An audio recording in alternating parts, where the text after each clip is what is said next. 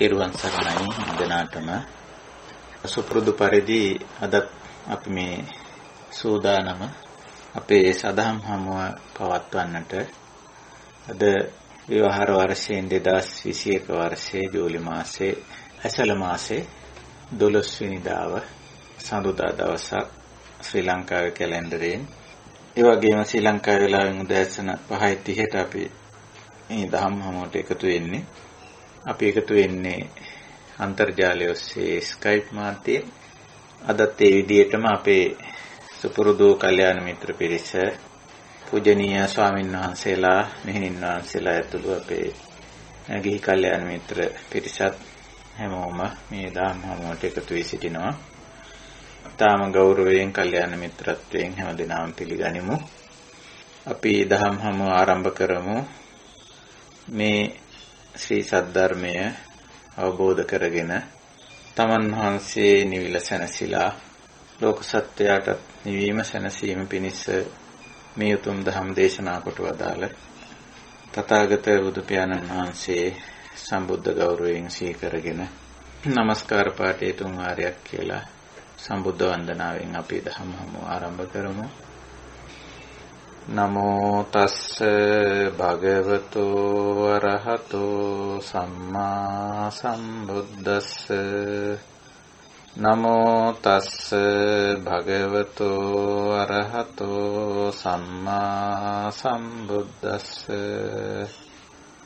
නමෝ තස්ස භගවතෝ අරහතෝ සම්මා සම්බුද්දස්ස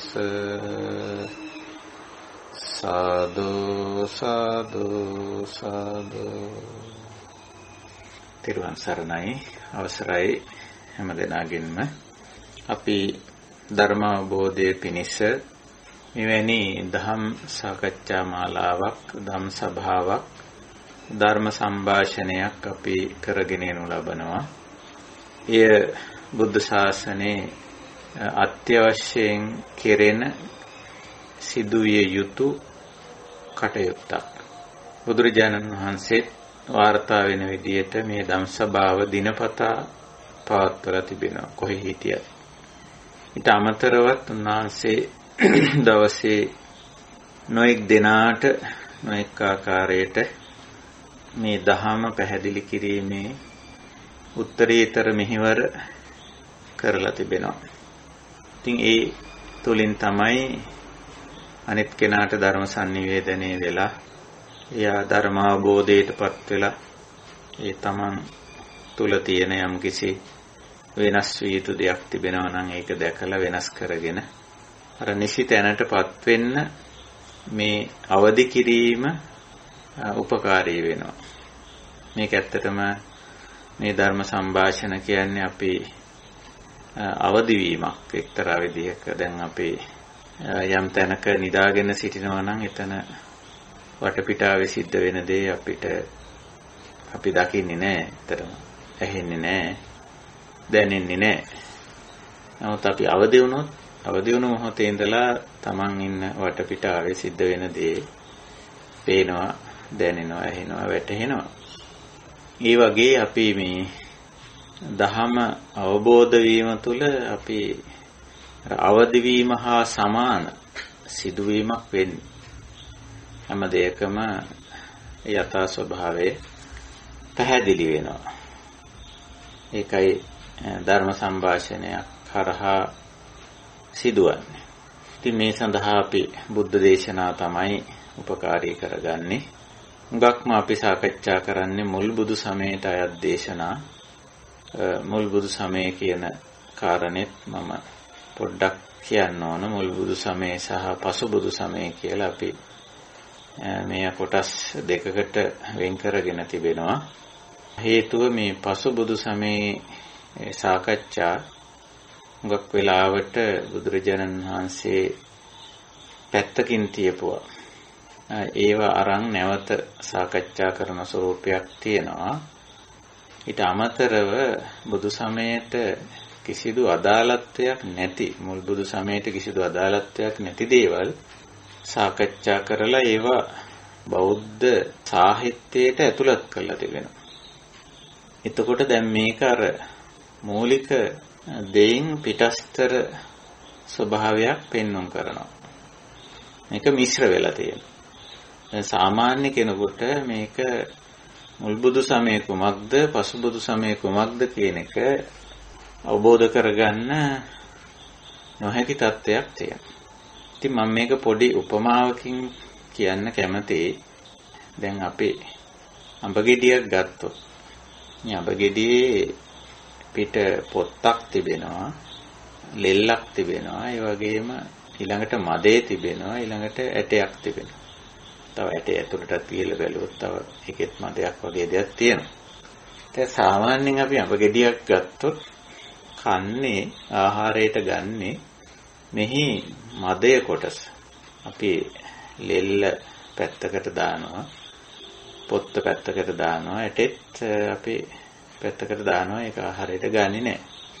ආහාරයට ගන්න එහි මදය කොටස පමණයි. එතකොට දැන් මදයට අමතරව මෙහි තවත් අඩුම ගානේ කොටස් 3ක් තියෙනවා. පොත්ත තියෙනවා, ලෙල්ල තියෙනවා, ඇටේ තියෙනවා. දැන් මදයේ පැවැත්මට එක පැත්තකින් දැන් මදයේ ආරක්ෂා වීම සඳහා ඔය පොත්ත පිට සිවිය වගේ එකයි ඊළඟට තියෙන ලෙල්ලයි උපකාරී වෙනවා. මේ දෙක නැත්තම් මදේ රැකිලා තියන්නේ. ඊළඟට අඹ ගෙඩියක් සකස් කිරීම සඳහා ඇටයකුත් ඕන. ඇටයකින් තොරව අඹ ගෙඩියක් හැදෙන්නේ නැහැ.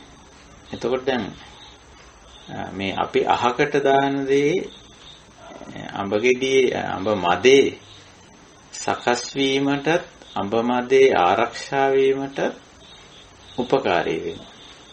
නමුත් අපි අඹ කන්න ගියාම ඒ දෙකම පැත්තකට දානවා.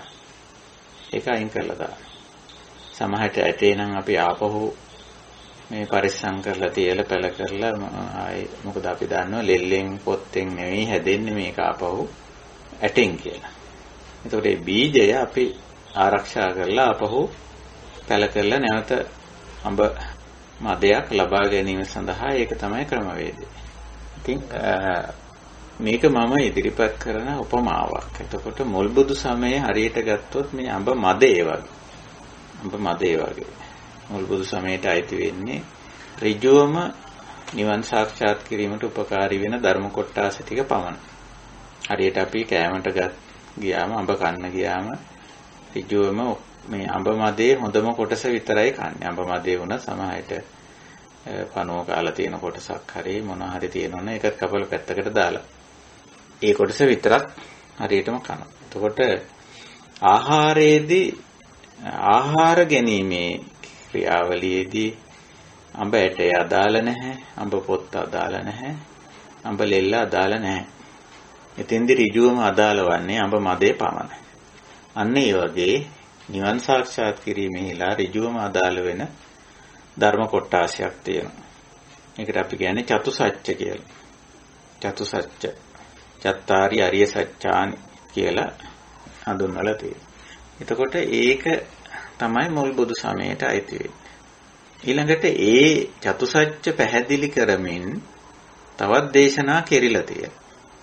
දුක්ඛ සත්‍ය පැහැදිලි කරමින් තවත් ගොඩක් දේශනා කෙරිලා තියෙනවා. සමුදය පැහැදිලි කරමින් ඔය පටිච්ච සමුප්පාද වගේ ධර්මතා දේශනා වෙන්නේ සමුදය සත්‍යයට අදාළව. දුක්ඛ සමුදය සහ දුක්ඛ නිරෝධයට අදාළව තමයි මේ පටිච්ච සමුප්පන්න ධර්මතා දේශනා වෙන්නේ. පටිච්ච සමුප්පාද න්‍යාය දේශනා වෙන්නේ. අන්න ඒ වගේ පැත්තක් තිබෙනවා. ඊළඟට දැන් මාර්ග සත්‍යයට ගියොත් හතරවෙනි ආර්ය සත්‍යයට ගියොත් ඒ මාර්ග මුල් ධම්මචක්කපවත්තන දේශනාවේ සමහර විට මේ මාර්ග දේශනා කරලා තියෙන සංක්ෂිප්තව කෙටියෙන් ආර්ය ශ්‍රාංගික මාර්ගය. ඊට පස්සේ සත්‍ය විභංග සත්‍ය සංයුත්තේ වගේ තැන් වලට ගියාම සත්‍ය සංයුත්තේදී චතුසත්‍යයෙන් පැහැදිලි කිරීම කරලා තියෙන සත්‍ය විභංගයේදී හුඟක්ම මේ චතුසත්‍ය නැවත පැහැදිලි කරලා තියෙනවා. ආර්ය ශ්‍රාංගික මාර්ගයේ පැහැදිලි කරලා තියෙනවා. මහා සතිපට්ඨාන දේශනාව කියවට ගියත් ඒ ලක්ෂණය පේනවා. එතන මාර්ගයේ වැඩිම පිළිබඳ කමඨහන් ඉදිරිපත් කිරීමක් තියෙනවා. කොහොමද මේ මාර්ගය වඩන්නේ කියලා. විපස්සනාව විශේෂයෙන් ඉලක්ක වෙලා තියෙන්නේ මහා සතිපට්ඨාන දේශනාවේ විදර්ශනාවමයි කතා වෙන්නේ. සම්මා දිට්ඨිය ඉලක්ක කරලා තියෙන්නේ සම්පූර්ණම සම්මා දිට්ඨි සම්මා සංකල්ප වගේ කෙලිම ප්‍රඥා ශික්ෂාවෙමයි යන්නේ. මහා සතිපට්ඨාන දේශනාව විදර්ශනාවමයි යන්නේ. එතකොට ওই වගේ අපිට තවත් දේශනා ගොඩක් දැක ගන්න පුළුවන්. අර චතුසත්‍ය පැහැදිලි කරමින් විවරණය කරමින් විභජනය කරමින් උත්තානීකරණය කරමින් කරන ලද දේශනා. ඒවත් අයිති වෙන්නේ මුල් බුදු සමයටමයි. මුල් බුදු සමයටම. එතකොට එවැනි දේශනා සාකච්ඡා සම්මන්ත්‍රණ අටුවාවල පවා තියෙනවා. එතකොට අපි අට කතාවක තිබුණා මේ මදේට අයිති දේ. අර මම උපමාවෙන් කිව්වා වගේ. අටුවාවක තිබුණත් අපි සලකන්නේ ඒක මුල් බුදු සමයේ හැටියට. සමහර විට සූත්‍ර පිටකේ විනය පිටකේ තියෙන්න පුළුවන් අර මූලික දෙයට අදාළ නොවන ඒවා. දැන් උදාහරණයක් ඇටියට සූත්‍ර පිටකේ මේ තියෙන බුද්ධ වංශපාළිය. බුද්ධ වංශපාළිය කිසිසේත්ම මුල් බුදු සමයට කිසිදු සම්බන්ධතාවයක් නැහැ. ඒව සම්බන්ධයක් නැහැ. ඒක කිසිසේත්ම අදාළ වෙන්නේ නැහැ. එතකොට නමුත් සූත්‍ර පිටකයට ඇතුළු කරලා තියෙනවා. සූත්‍ර පිටකයේ තිබූ පමණින් මුල් බුදු සමයේ හැටියට සලකන්නේ නැහැ. අදාළ නැහැ. අඹ ගෙඩියේ තමයි තියෙන්නේ පොත්ත. අඹ ගෙඩියේ තමයි තියෙන්නේ ලෙල්ලත්. අඹ ගෙඩියේ තමයි ඇටේ තියෙන්නේ. ඒ වුණාට අදාළ නැහැ ඒක. මුල් බුදු සමයට වැටෙන්නේ නැහැ. එතකොට ওই විදිහට අපි තේරුම් ගන්න ඕන මුල් බුදු සමයට අදාළ දේවල් වැඩිපුරම අතිශය බහුතරයක් තියෙන්නේ සූත්‍ර පිටකේ. විනය පිටකයේ සෑහෙන ප්‍රමාණයක් තියෙනවා. එතකොට හැබැයි සූත්‍ර පිටකයේ විනය පිටකයේ මුල් බුදු සමයට අයත් නොවන දේවලුත් තියෙනවා. ඊට පස්සේ තියෙන්නේ අටුවා. සූත්‍ර පිටකයේ විනය පිටකයේ අරනකොට තියෙන්නේ අටුවා. අටුවා වලින් ප්‍රසිද්ධ අටුවා ටික තමයි අභිධර්ම පිටකය කියලා තියෙන්නේ. සත්ත ප්‍රකරණය කියන්නේ අටුවා ග්‍රන්ථ. ඒවයි මුල් බුදු සමයට අයිති දේ තියෙනවා. එවැනි උත්සාහයක් දරලා තියෙනවා මුල් බුදු සමයේ විවරණය කරන්න, ප්‍රකට කරන්න, ප්‍රකරණය කරන්න උත්සාහ කරලා තියෙනවා. එතකොට මුල් බුදු සමයට අයිති දේ අභිධර්ම පිටකේ තියෙනවා. නැත්නම් පිට. ඊළඟට අටුවාවල ඊට පසුව එන අටුවා බැලුවොත් ඔය ත්‍රිපිටකයේම සඳහා සකස් කරපු අටුවා තියෙනවා. ඒ තුනටම අදාළව. ඒ කියන්නේ සූත්‍ර පිටකයටත් විනය පිටකයටත් අභිධර්ම පිටකයටත් අදාළව නැවත අටුවාකරණය කරලා තියෙනවා. අර්ථ කතා සපයලා තියෙනවා. ගැට පද නැත්නම් ගැටලු සහගත පද ගැටලු සහගත ධර්ම කරුණු විවරණය කිරීම කරනවා අපිට පේනවා. දැන් ඒ අටුවාවල මුල් බුදු සමයට අයත් දේ තියෙනවා. අර චතුසත්‍ය පැහැදිලි කරන්න උත්සාහ කරලා තියෙනවා. චතුසත්‍යයට අන්තර්ගත දේ. ඊට කිසිසේත් අදාළ නොවන දේවලුත් තියෙනවා. ඒක සමහරට ඒවා ඇයි අටුවාවලට එහෙනම් ආවේ? ඇයි එහෙම අදාළ දේවල් අදාළ නැති දේවල් සූත්‍ර පිටකයට විනය පිටකයට ආවේ කියලා අපි ප්‍රශ්න කරොත් අපිට අර උපමාව තමයි කියන්න තියෙන්නේ. අපිට අහන්න බෑනේ මේ මදේ විතරක් මේ අඹ ගෙඩියට එන්න බැරිද? මොකටද ලෙල්ලක් ආවේ? මොකටද පොත්තක් ආවේ? මොකටද මේක ඇටයක් තියෙන්නේ? මේක අදාළ නෑ නේද කියලා. නමුත් සමහර විට අඹ මදේ පැවැත්මට මේ දෙක අඹ මදේ සකස් වීමට ඇටය ඒක ආරක්ෂා වීමට පොත්ත සහ ලෙල්ල ඒ වගේ. නිසා පශ්චාත් බුදු සමයේ පසු බුදු සමයේ කාරණා ගොඩාක් වැඩි. ඒවා සමහර ඒවා බුදු සමයේ මුල් බුදු සමයට සම්බන්ධ වෙන්නේ ඊටාම ඈතින්. සමහර ඒවා කිසිම සම්බන්ධතාවයක් නැහැ. ඉතින් අපි මේ ධර්ම මාර්ගයේ ඉදිරියට යද්දී අපි හරියටම මේක තෝරලා බේරලා වෙන් කර නොගත්තොත් ලොකු පටලැවිල්ලකට වැටෙනවා අපි. ගාක් අය ඉගෙනගෙන තියෙන්නේ බුදු සමයේ පසු බුදු සමයේ. මේ අට කතා විශේෂයෙන් අටුවා ඒවයි තියෙන කතන්දර. දැන් මේ කතන්දර වලට අපේ ලොකු රුචිකත්වයක් තියෙනවා. කතන්දර වලට. ඉතින් ඒ රුචිකත්වයම පදනම් කරගෙන ධර්ම කරුණු විස්තර කිරීමෙහිලා නොයෙක් කතන්දර ලියවිලා තියෙනවා. කතන්දරමයි ලියලා තියෙන්නේ. දැන් ජාතක අටුවා, ධම්මපද අටුවා වගේ ඒවා ගත්තාම සම්පූර්ණ කතා සාහිත්‍යයක් තියෙනවා.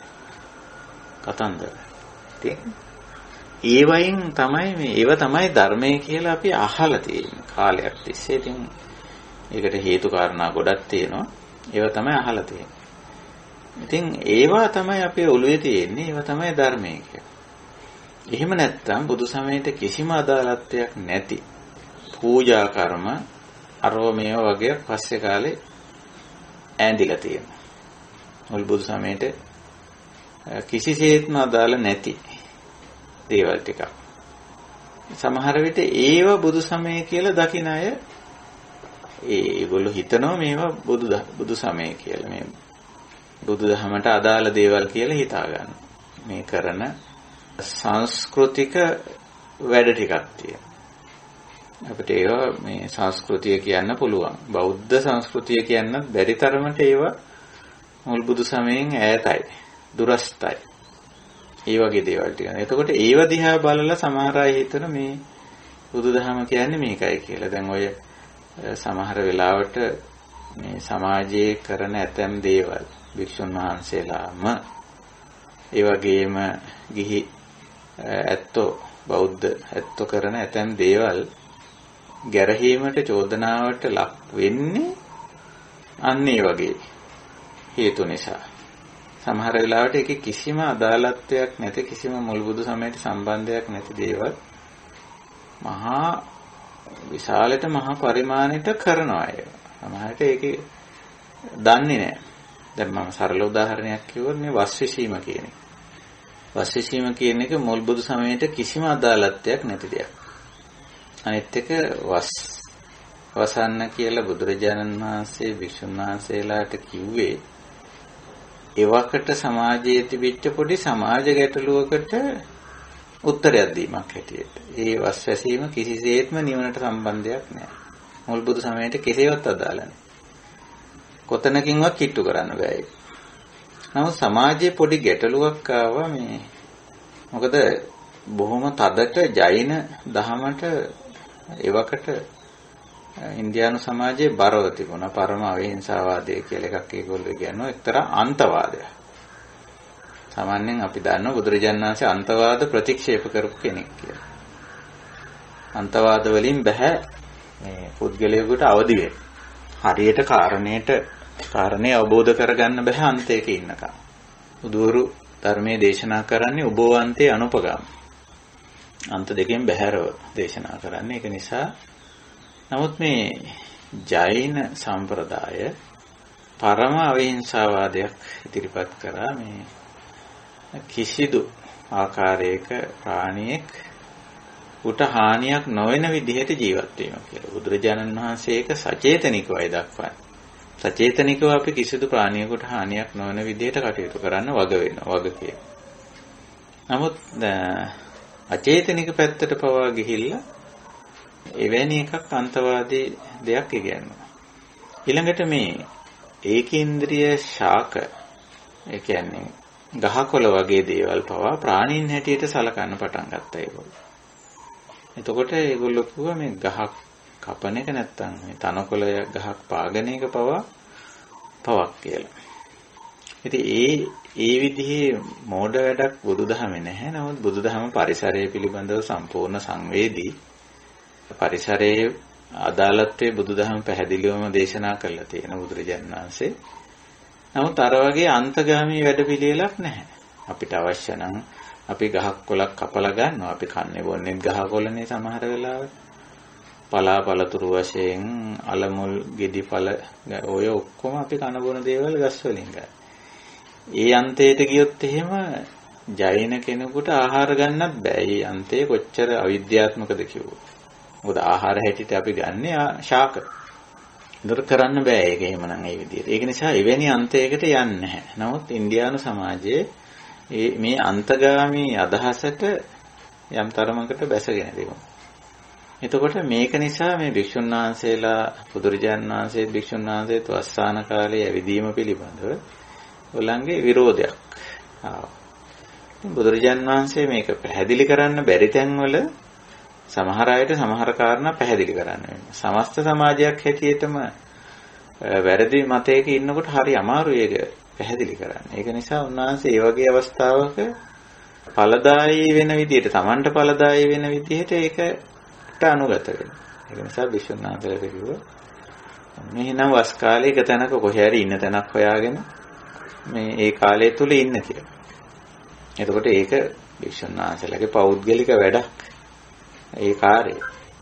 එතකොට මේ ඉතින් බුදුරජාන් වහන්සේගේ ඒ අනුශාසනාවක් තිබ්බ නිසා භික්ෂුන් වහන්සේලා මොකද කරේ? ඒකට සුදුසු ස්ථානයක් සකස් කරගෙන හොයාගෙන ඉතින් ඔය 3 මාසෙම ගත කරන්න පටන් ගත්තා. ඒක භික්ෂුන් වහන්සේලාගේ පෞද්ගලික වැඩ. සමහර විට මේ ලංකාව වගේ රටකට ඒක අදාළ වෙන්නේ නැති වෙන්න පුළුවන්. මොකද වැස්ස කියන එක ඒ තරම්ම බරපතල විදියට යන්නේ නැහැ. අප්‍රිකානු වගේ රටකට ගියොත් කොහොමදවත් අදාළ නැහැ වස් විසීම කියන එක. මොකද මේක වර්ෂාවට සම්බන්ධ කාරණයක්. කාන්තාර ප්‍රදේශයක මැද පෙරදිග රටක හිටියොත් එහෙම වස් විසීම කියන එක කිසිසේත්ම අදාළ නැහැ. අනිත් එක එවැනි මේ එකක් නැති රටක ඒක කොහොමදවත් අදාළ නැහැ. ඉතින් සමහර වෙලාවට මේක මහා ලොකු දෙයක් කරගෙන තියෙනවා වර්තමාන සමාජයේ. කිසිම මුල් බුදු සමයට කිසිදු අදාළත්වයක් නැති දෙයක්. මේකට තවත් බොහෝ දේවල් පටලවාගෙන තියෙනවා. භික්ෂුන් වහන්සේලාත් හිතාගෙන ඉන්න, දායකයන්ත් හිතාගෙන ඉන්න වස්සසන්න ආමතුරන්ට ආරාධනා කරන්න ඕනේ කියලා. ඒ බුදුහාමුදුරුවෝ කියපු දෙයක් කරන්න කවුරුවත් ආරාධනා කරන්න ඕනේ නෑනේ අපිට. බුද්ධාවාදය පිළිපදින්න කවුරුත් මේ බුලත් දීලා ආරාධනා කරන්න අවශ්‍යතාවයක් නැහැ. මේ බුද්ධ ශ්‍රාවකයෙක් හැටියට ඒකේ අදාළත්වයේ තේරුම් අරගෙන ඒ කටයුත්ත කරන්න ඕන. ඒකනේ බුද්ධ ශ්‍රාවක කියන්නේ. එහෙමනම් මේ සීල සමාධි ප්‍රඥා පුරන්න බුලත් දීලා ආරාධනා කරන්න වෙනවනේ. ඒක නිසා මේක හරිම හාස්‍යජනක දෙයක්. පසු බුදු සමයේ තියෙන කිසිදු අදාළත්වයක් නැති දේවල් ගැන මම මේ උදාහරණයක් හැටියට කියයි. ඉතින් ඊට පස්සේ ඕවා තවත් ඕවත් එක්ක සංස්කෘතික අංග උත්සව අරවමියව පැටලිලා ඒවට කාලය නාස්ති කරමින් මුදල් නාස්ති කරමින් කරන විශාල පරයන්තේ වැඩ වගේක් මේ කිසිදු අදාළත්වයක් නැති දේවල් ටිකක් කෙරීගෙන යනවා. ඉතින් ඕවා බුදු සමය කියලා හිතා ගන්නවා. සමහර අය බෞද්ධ වැඩ කියලානේ කියන්නේ ඕවට. අර මුල් බුදු සමයට කිසිම සම්බන්ධයක් නැති කිසිදු අදාළත්වයක් නැති වැඩ බෞද්ධ වැඩ කියලා කියනවා. ඊට පස්සේ හරි පුදුම වැඩේ මේවා අපි වගේ රටවල් වල කොච්චර මේවට අඳ වෙලා තියෙනවද කිව්වොත් රාජ්‍ය අනුග්‍රහයෙන් මේවා කරන්න පටන් ගන්නවා. හරිනම් රාජ්‍ය අනුග්‍රහයෙන් කරන්න ඕන මුල් බුදු සමයට අයිති දේ. මුල් බුදු සමයට අයිති දේ. දැන් දුක්ඛ සත්‍යයට අදාළ දෙයට රාජ්‍ය අනුග්‍රහය දක්වනවාද? නේ? දුක්ඛ සත්‍යය. මානවයාට තියෙන දුක්ඛ දැන් මොනෙක් විදිහට දුක තියෙන సంతానගත දුක, සමාජගත දුක කියලා කොටස් දෙකකට බෙදුවොත් දුක්ඛ සත්‍ය වෙනුවෙන් පෙනී සිටිනවා. නෑ එහෙම එකක් එහෙම පෙනී සිටින්නේ නෑ. හැබැයි සමහර වෙලාවට රාජ්‍ය අනුග්‍රහයෙන් මේ ඔය වගේ දේවල් කරන්න ඉඩ තියෙනවා. ඒක නිසා මේ වගේ සෑහෙන මේ මුල් බුදු සමයෙන් අවතැන් වෙලා තියෙනවා. මේ අපි බෞද්ධ කියන සමාජයේ පවා මම ඕක කියන්නත් හේතුව දැන් මේ ඉදිරියට එන්නේ ඇසල පෝය. දැන් ඔය ඇසල පෝයත් එක්ක ඔය කියන මුල් බුදු සමයට කිසිම අදාළත්වයක් නැති වැඩ ටිකක් පටන් ගන්නවා. හරියට කැප් වෙලා වහන්සි වෙලා කරනවා. සමහරට ඕව රාජ්‍ය අනුග්‍රහය දක්වනවා කියන්නේ මහජන මුදල් පවා ඕවට මේ නාස්ති කරනවා. ඇත්තට මම ඒකට කියන්නේ නාස්ති කිරීමක් කියලා. ඒ වගේ දේවල් කරනවා. ඉතින් මුල් බුදු සමය සහ පසු බුදු සමය මේක පසු කොටස බුදු සමය කියන්නත් බෑ ඇත්තට. අපි එහෙම හඳුන්වන්නේ අර අපි හරියට කිව්වොත් බුදු සමය සහ බුදු සමයෙන් පිටස්තර දේ කියලා තමයි ඔකට අපිට කියන්නේ. නමුත් අර මේකේ කොතනින් හරි පොඩි කෑල්ලක් බෞද්ධ සමාජයට සම්බන්ධ වෙලා තියෙන නිසා අපි ඒක පසුබුදු සමය කියලා කියනවා. ඉතින් ඕවා අපි අවබෝධ කරගන්න වෙනවා. ඉතින් අපි මේ ධර්ම සාකච්ඡාවේදී උත්සාහ කරන්නේ පසුබුදු සමය කතා කරන්න නෙවෙයි. බුදු සමයෙන් පිටස්තරදී කතා බහ කරන්න නෙවෙයි. කෙලින්ම මුල් බුදු සමය කතා බහ කිරීමක් අපේ මේ ඇතිතතු දැකීම යථාභූත ඥාන දර්ශන කියන මේ ධර්ම සාකච්ඡා මාලාවෙන් කරගෙන. ඒකයි දැන් පහුගිය සමහර සූත්‍ර අපි සාකච්ඡා කළේ. ඔබට මතකයි මේ රතන සූත්‍රය, ආටානාටි සූත්‍රය වගේ සූත්‍ර කතා කරා. අපි ඒව කතා කළේ මේ සූත්‍ර ඇත්තට මුල් බුදු සමයට සම්බන්ධයක් තියෙන සූත්‍ර. නමුත් ඒවයි භාවිතය සම්පූර්ණ පසුබුදු සමයට වැටිලා තියෙනවා. ඒකයි තියෙන්නේ. ඕක ඉතින් ඇත්තටම මේ ධර්මයේ අභාවිත වෙනකොට මේ ගැටලුව පැන නගිනවා. ඒකයි. ඉතින් අර ආපහු මම අර උපමාවෙන් මතු කර දෙය කියලා මේ කාරණේ නතර කරන්න. දැන් මුල් බුදු සමය සහ පසුබුදු සමය, එහෙම නැත්නම් බුදු සමය සහ බුදු සමයට අදාළ නොවන දේ මිශ්‍ර වෙලා තියෙන තැනක කොහොමද මේක වෙන් කරගන්නේ කියන ප්‍රශ්නේ සමහරට මේකත් එක්ක ඇති වෙන්න පුළුවන්. ඇත්තට මේක එක්තරා අභියෝගයක් තමයි.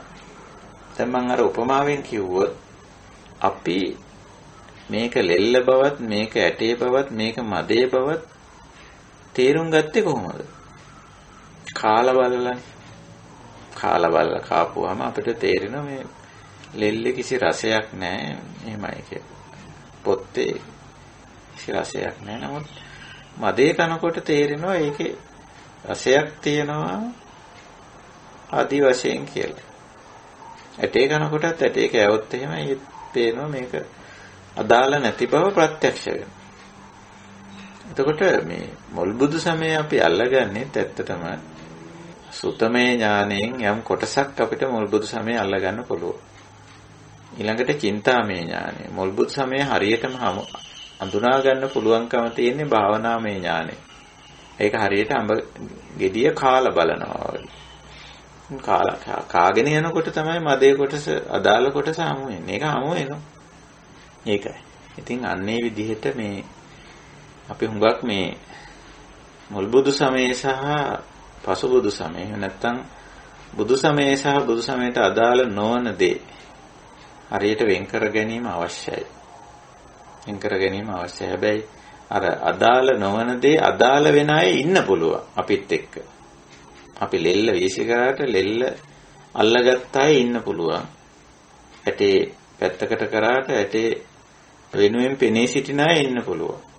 ඉතින් ඒගොල්ලන්ට තරකයකුත් තියෙන්න පුළුවන්නේ.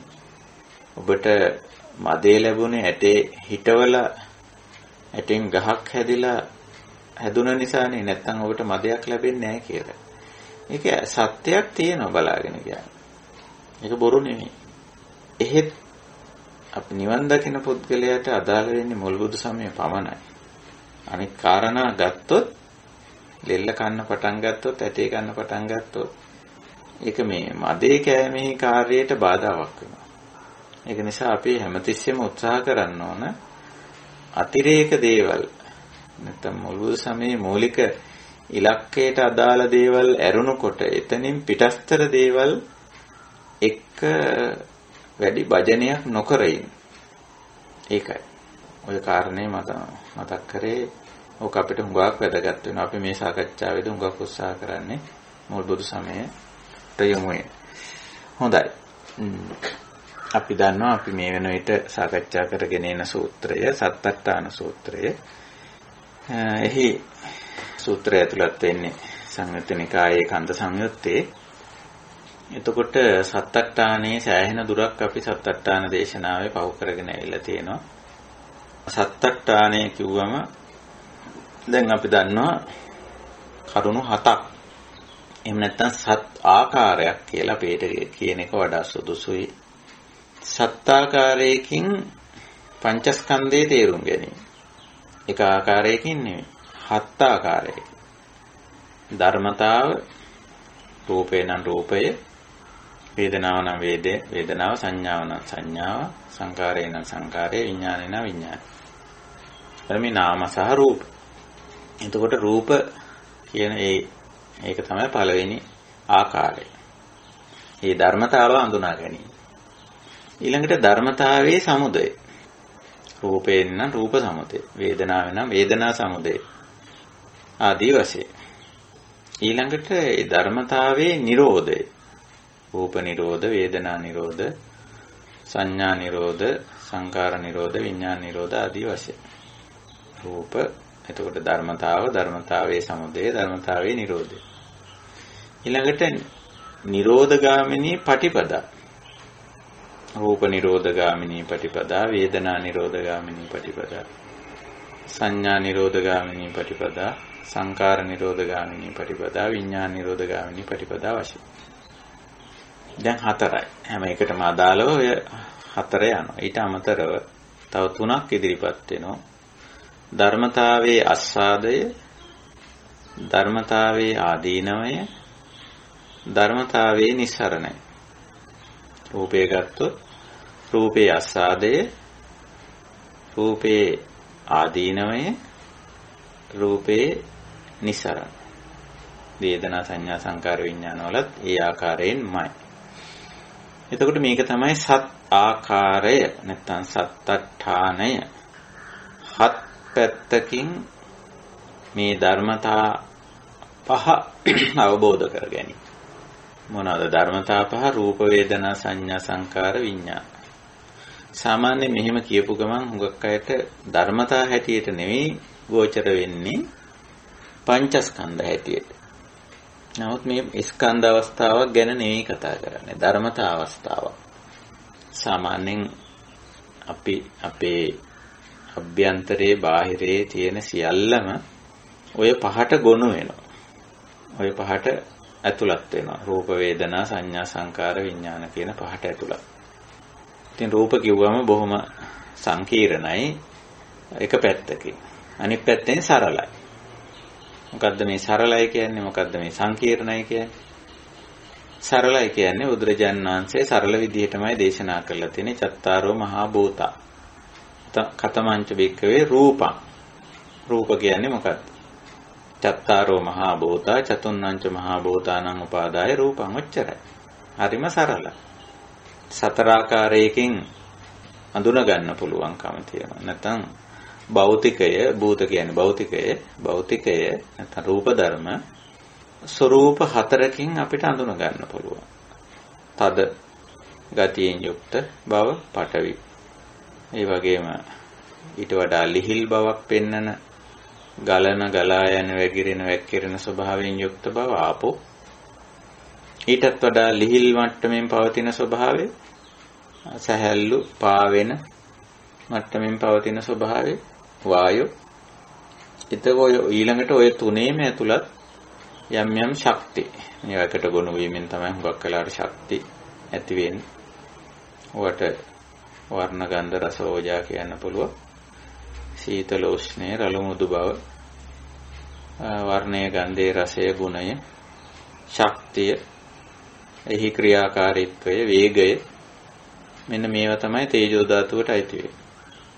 එතකොට ඔය හතරකින් බුදුරජාණන් වහන්සේ රූප දැක්වුවා. ඔය හතර එකට ගොනු වුණායින් පස්සේ අර කියපු සංකීර්ණ රූප ධර්ම නැත්නම් රූප ධර්මයේ සංකීර්ණත්වය මතුවලා එනවා. එතකොට අපි කියනවා සත්ත්ව රූප ගහකොළ ඕවා මේවා. ඉතින් ඒවා තව වෙන් කරලා සත්ත්ව මෙච්චරයි අච්චරයි කියලා කෙලවරක් නැහැ. සත්ත්ව වර්ග, ශාක වර්ග, ඉරහඳ තාරකා ගහකොළ පරිසරය මේවා ඉතින් මේ විදිහට ඉතින් හරි සංකීර්ණයි මේ පැත්තට ගියා. නමුත් හරියට බලපුවාම අනිත් පැත්තෙන් බලපුවාම හරි සරලයි. එතනින් තේරුම් ගත්තොත් අර සංකීර්ණත්වයක් නෑ මේක ඇත්තට. ඒකයි. ඒක රූප ධර්ම. ඊළඟට වේදනා සංඥා සංකාර විඥාන කියන්නේ නාම. ඉතින් ඒවත් ওই විදිහටම අපිට සත්‍යාකාරයකින් තෝරගන්න පුළුවන්. එතකොට මේ නාම රූප පිළිබඳව තමයි මේ සත්අට්ඨාන දේශනාවේදී ආකාර 7කින් පැහැදිලි කරන්න උත්සාහ කරා. ඉතින් අපි ඕකේ පියවර හතරක් පහු කරලා තියෙන්නේ.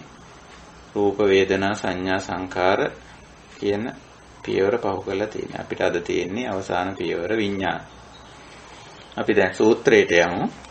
එතකොට අර බුදුරජාණන් වහන්සේ ඒ අන්තිම එකත් පැහැදිලි කරනවා මේ විඥාන. ඒක චෛමේ භික්ඛවේ විඥාන කාය මේ විඥාන කාය. කාය කියන්නේ එතන මේ කොටස කියන අදහස. සාමාන්‍යයෙන් කාය කියනක වැඩිපුර විවහාර වෙන්නේ රූප ධර්ම වලට. නාම ධර්ම වලටත් කාය කියන වචනේ විවහාර වෙනවා. දැන් මෙතන පැහැදිලිවම මේ කාය කියන වචනේ මේ සූත්‍රයේදී නාම ධර්ම වලට විවහාර වෙනවා. විඥාන කාය කියලා කිව්වනේ. ඊට පස්සේ ඊට කලිනුත් ওই කාය කියන වචනේ විවහාර වුණා. වේදනා වලට විවහාර වුණා. වේදනා කාය මේ කොහොම විවහාර වුණා. ඉතින් මෙතෙන්දෙත් විඥාන කාය කියලා විවහාර කරා. කාය කියන්නේ එතකොට මේ එතනින් ගන්න හොඳ නෑ මේ රූප කියන අදහස නෙමෙයි කොටස කියන අදහසෙන් කාය කියන්නේ. විඥානේ කොටස් කරලා පෙන්වීමක් මේ කරන්නේ. චක්කු විඥානං, සෝත විඥානං, ගහන විඥානං, ජීවහා විඥානං, කාය විඥානං, මනෝ විඥානං කියලා හයක් පෙන්වුම් කරා. ඉදං උච්චති භික්ඛවේ විඥාන. මේක තමයි විඥාන කියන්නේ. ඊළඟට විඥාන සමුදය දක්වනවා. විඥානේ නාම රූප සමුදය විඥාන සමුදය. ඊළඟට නිරෝධය පෙන්වනවා. නාම රූප නිරෝධා විඥාන නිරෝධෝ කියලා.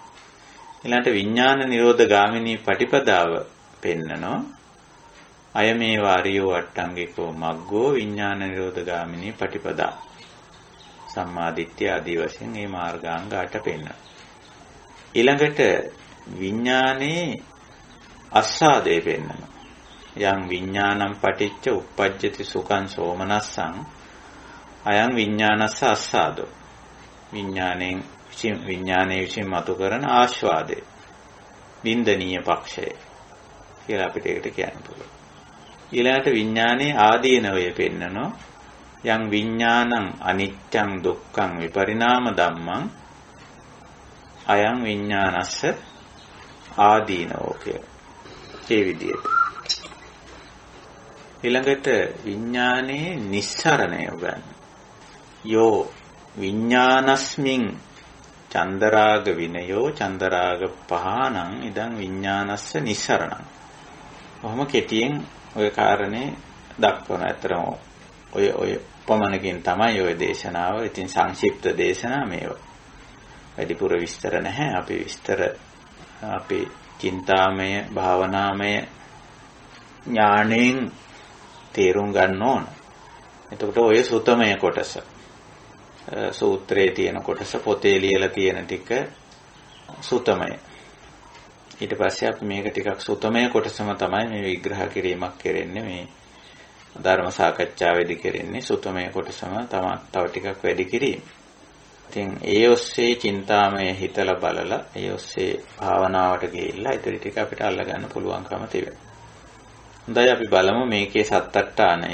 එතකොට විඥාන කියන මේ ධර්මතාවය පැහැදිලි කිරීමේදී සෑහෙන සංකීර්ණ වෙලා තියෙනවා. ගැටලුකාරී බවට පත් කරගෙන තියෙන විඥාන විග්‍රහයන් පිළිබඳව. අද නෙමෙයි බුද්ධ කාලෙත් මේ ප්‍රශ්නේ ගැටලුව මතුවලා ඇවිල්ලා තියෙනවා. ඉතින් ඒක නිසා බුදුරජාණන් වහන්සේ විඥාන පිළිබඳ පැහැදිලිව දේශනා කරලා තියෙනවා. බොහෝ අවස්ථාවල අපිට විඥාන දැන් අඳුන ගන්න බොහොම පහසුයි. විඥාන පිළිබඳ තියෙන සුත්තමය කොටස නැත්තම් දේශනාවල තියෙන කොටස් අපි ඉස්සර වෙලා සැලකිල්ලට ගත්තොත් ඒ ඔස්සේ තමයි අපි චින්තාමය භාවනාමය ඥානය උපදවා ගන්නේ. විඥාන කියන ස්වභාවය අපි කලිනුත් පැහැදිලි කිරීමක් සමහරට කරලා තියෙනවා යම් යම් සූත්‍රවලදී. නාමවල තියෙනවා නාමවල බීජ අවස්ථාවක්. බීජ අවස්ථා පෙන්නනවා. වේදනා සංඥා චේතනා පස්සෝ මනසිකාරෝ කියලා නාම පැහැදිලි කරන අවස්ථාවේ නාම බීජ පෙන්නන. එතකොට ඒකේ එකක් තියෙනවා මේ සංඥා කියලා. වේදනා සංඥා චේතනා පස්ස මනසිකාර ඔහොමනේ. ඒක දෙවෙනි එක හැටියට කියවෙන්නේ සංඥා කියලා. එතකොට සංඥා කිව්වා මෙතන මේ යමක් හඳුනා ගැනීමේ හැකියාව කියලායි කියන්නේ. හැබැයි හඳුනා ගනිමින් ඉන්නේ නැහැ සංඥා කිව්වා. හඳුනා ගැනීමේ හැකියාවක් තියෙනවා. නාම ධර්මයක ස්වરૂපයකින් තියෙන්නේ නාම ධර්මයක් ඒක. ඉතින් නමුත් ඒ හඳුනා ගන්න අවශ්‍ය කරන දේවල් තාම ලැබිලා නැහැ. මොනවාද? රූප සංඥාවක් කරගන්න විදිහක් නැහැ. රූපයක් ලැබිලා නැහැ. ඇහැක් ලැබිලා නැහැ තාම. හැබැයි රූපයක් සංඥා කර ගැනීමේ හැකියාව තියෙනවා. අර ඇහැයි රූපයයි ලැබුණොත් චක්කුංච පටිච්ච රූපේච මේ දෙක හම්බ වුණොත් මේ සංඥාවට පුළුවන්කම තියෙන රූපය සංඥා කරගන්න. රූපය හඳුනා ගන්න පුළුවන්. ඒ හැකියාව තියෙන ක්‍රියාත්මක වෙනවා ඒ හැකියාව. ඒ වගේම කනයි ශබ්දය ලැබුණොත් ශබ්ද සංඥාව කරගන්න පුළුවන්. ශබ්දය හඳුනා ගන්න පුළුවන්. නමුත් තාම පුළුවන්කම තිබුණාට අවශ්‍ය දේ ලැබිලා නැහැ. පුළුවන්කම තියෙනවා. ඒ හැකියාව තියෙනවා. ඒකට තමයි සංඥා කිව්වේ. නමුත් සංජානනය කරගන්න විදිහක් නැහැ. ඒකට අවශ්‍ය දේ නැහැ. ශබ්දයයි කනයි නැහැ තාම. ওই විදිහට දිවයි රසයකුයි හම්බ වුණොත් රස සංඥාව කරගන්න පුළුවන්. රස හඳුනා ගන්න පුළුවන්. නහයයි ගන්ධයකුයි හම්බ වුණොත් ඒ දෙක සකස් වෙලා ඒ එකිනෙකට හම්බ වුණොත් පටිච්ච වුණොත් මේ සංඥාවට පුළුවන්කම තිබෙනවා සංජානනය කරගන්න. මොකද්ද? ගන්ධය හඳුනා ගන්න පුළුවන්. රසය හඳුනා ගන්න පුළුවන්. පොට්ටබ්බ පහස හඳුනන්න පුළුවන්. කයකුයි පහසකුයි ලැබුණොත් හම වුණොත් කියලා අපි ඒකට කියන්නේ. ලැබුණොත් කියනවට වැඩිය පටිච්ච. ලැබුණොත් කිව්වම නිකන් අපි ලබා ගන්නවා වගේ අදහසක් එනවනේ. ලැබුණොත් නෙමෙයි. හම වුණොත් කියලා අපි කියනවා. හම වුණොත් අර සංඥාව අවදි වෙනවා කියලා කියන්නේ ඒකට. ඉතින් ඒක හඳුන්වලා තියෙන්නේ විඥාන කියලා. සංඥා අවදි වීම විඥාන කියලා. එතකොට තමයි ඔය චක්කු විඥානං, සෝත විඥානං, ගාන විඥානං, જીවහා විඥානං, කාය විඥානං, මනෝ විඥානං කියලා ආයත බෙදලා වෙන්නලා තියෙන්නේ. අන්න අර ඉන්ද්‍රියයි අරමුණයි හමු වෙච්ච වෙලාව. ඊට කලින් ඉන්ද්‍රියක් තියෙන්නේ බෑ, අරමුණකුත් තියෙන්නේ බෑ. ඉන්ද්‍රියක් සහ අරමුණක් නැතුව ඉන්ද්‍රියක් සහ අරමුණක් හමු වීමකින් තොරව විඥාන පහළ වීමක් නැහැ. විඥාන පහළ වීමක් නැහැ. ඒකයි ස්වභාවය. ඉතින් ඕක අපිට දැන් පැහැදිලි. විඥාන පැහැදිලි. ඉන්ද්‍රියක් සහ අරමුණක් හමු වුණාම අර සංඥාව අවදි වෙනවා. සංඥාව අවදි වෙන නැත්නම් අපිට කියන්න පුළුවන් සංඥාව ක්‍රියාත්මක තත්වයට එනවා කියලා. ක්‍රියාත්මක වෙන්න පටන් ගන්නවා කියලා. එතකොට ඒ සංඥා විඥාන බවට පත් වෙනවා. සංඥා විඥාන බවට පත් වෙනවා. ඒකයි ස්වභාවය. මේක දැන් අපි අහුවත් දැන් මව කුසේ කලලය තියෙන වෙලාව. එහෙම නැත්නම් අපි ඒක පැත්තකින් තියලා ලදරුව ගමු. මව කුසෙන් එළියට ආපු ලදරුවා. ඒ වෙලාවේ අපි යාගේ හැටි දාන්නවා. ඊට පස්සේ අපි අවුරුදු 10කට විතර පස්සේ ළමයා දකිමු. ළමයා දැක්කම අහනවා අර ළමයාද මේ කියලා.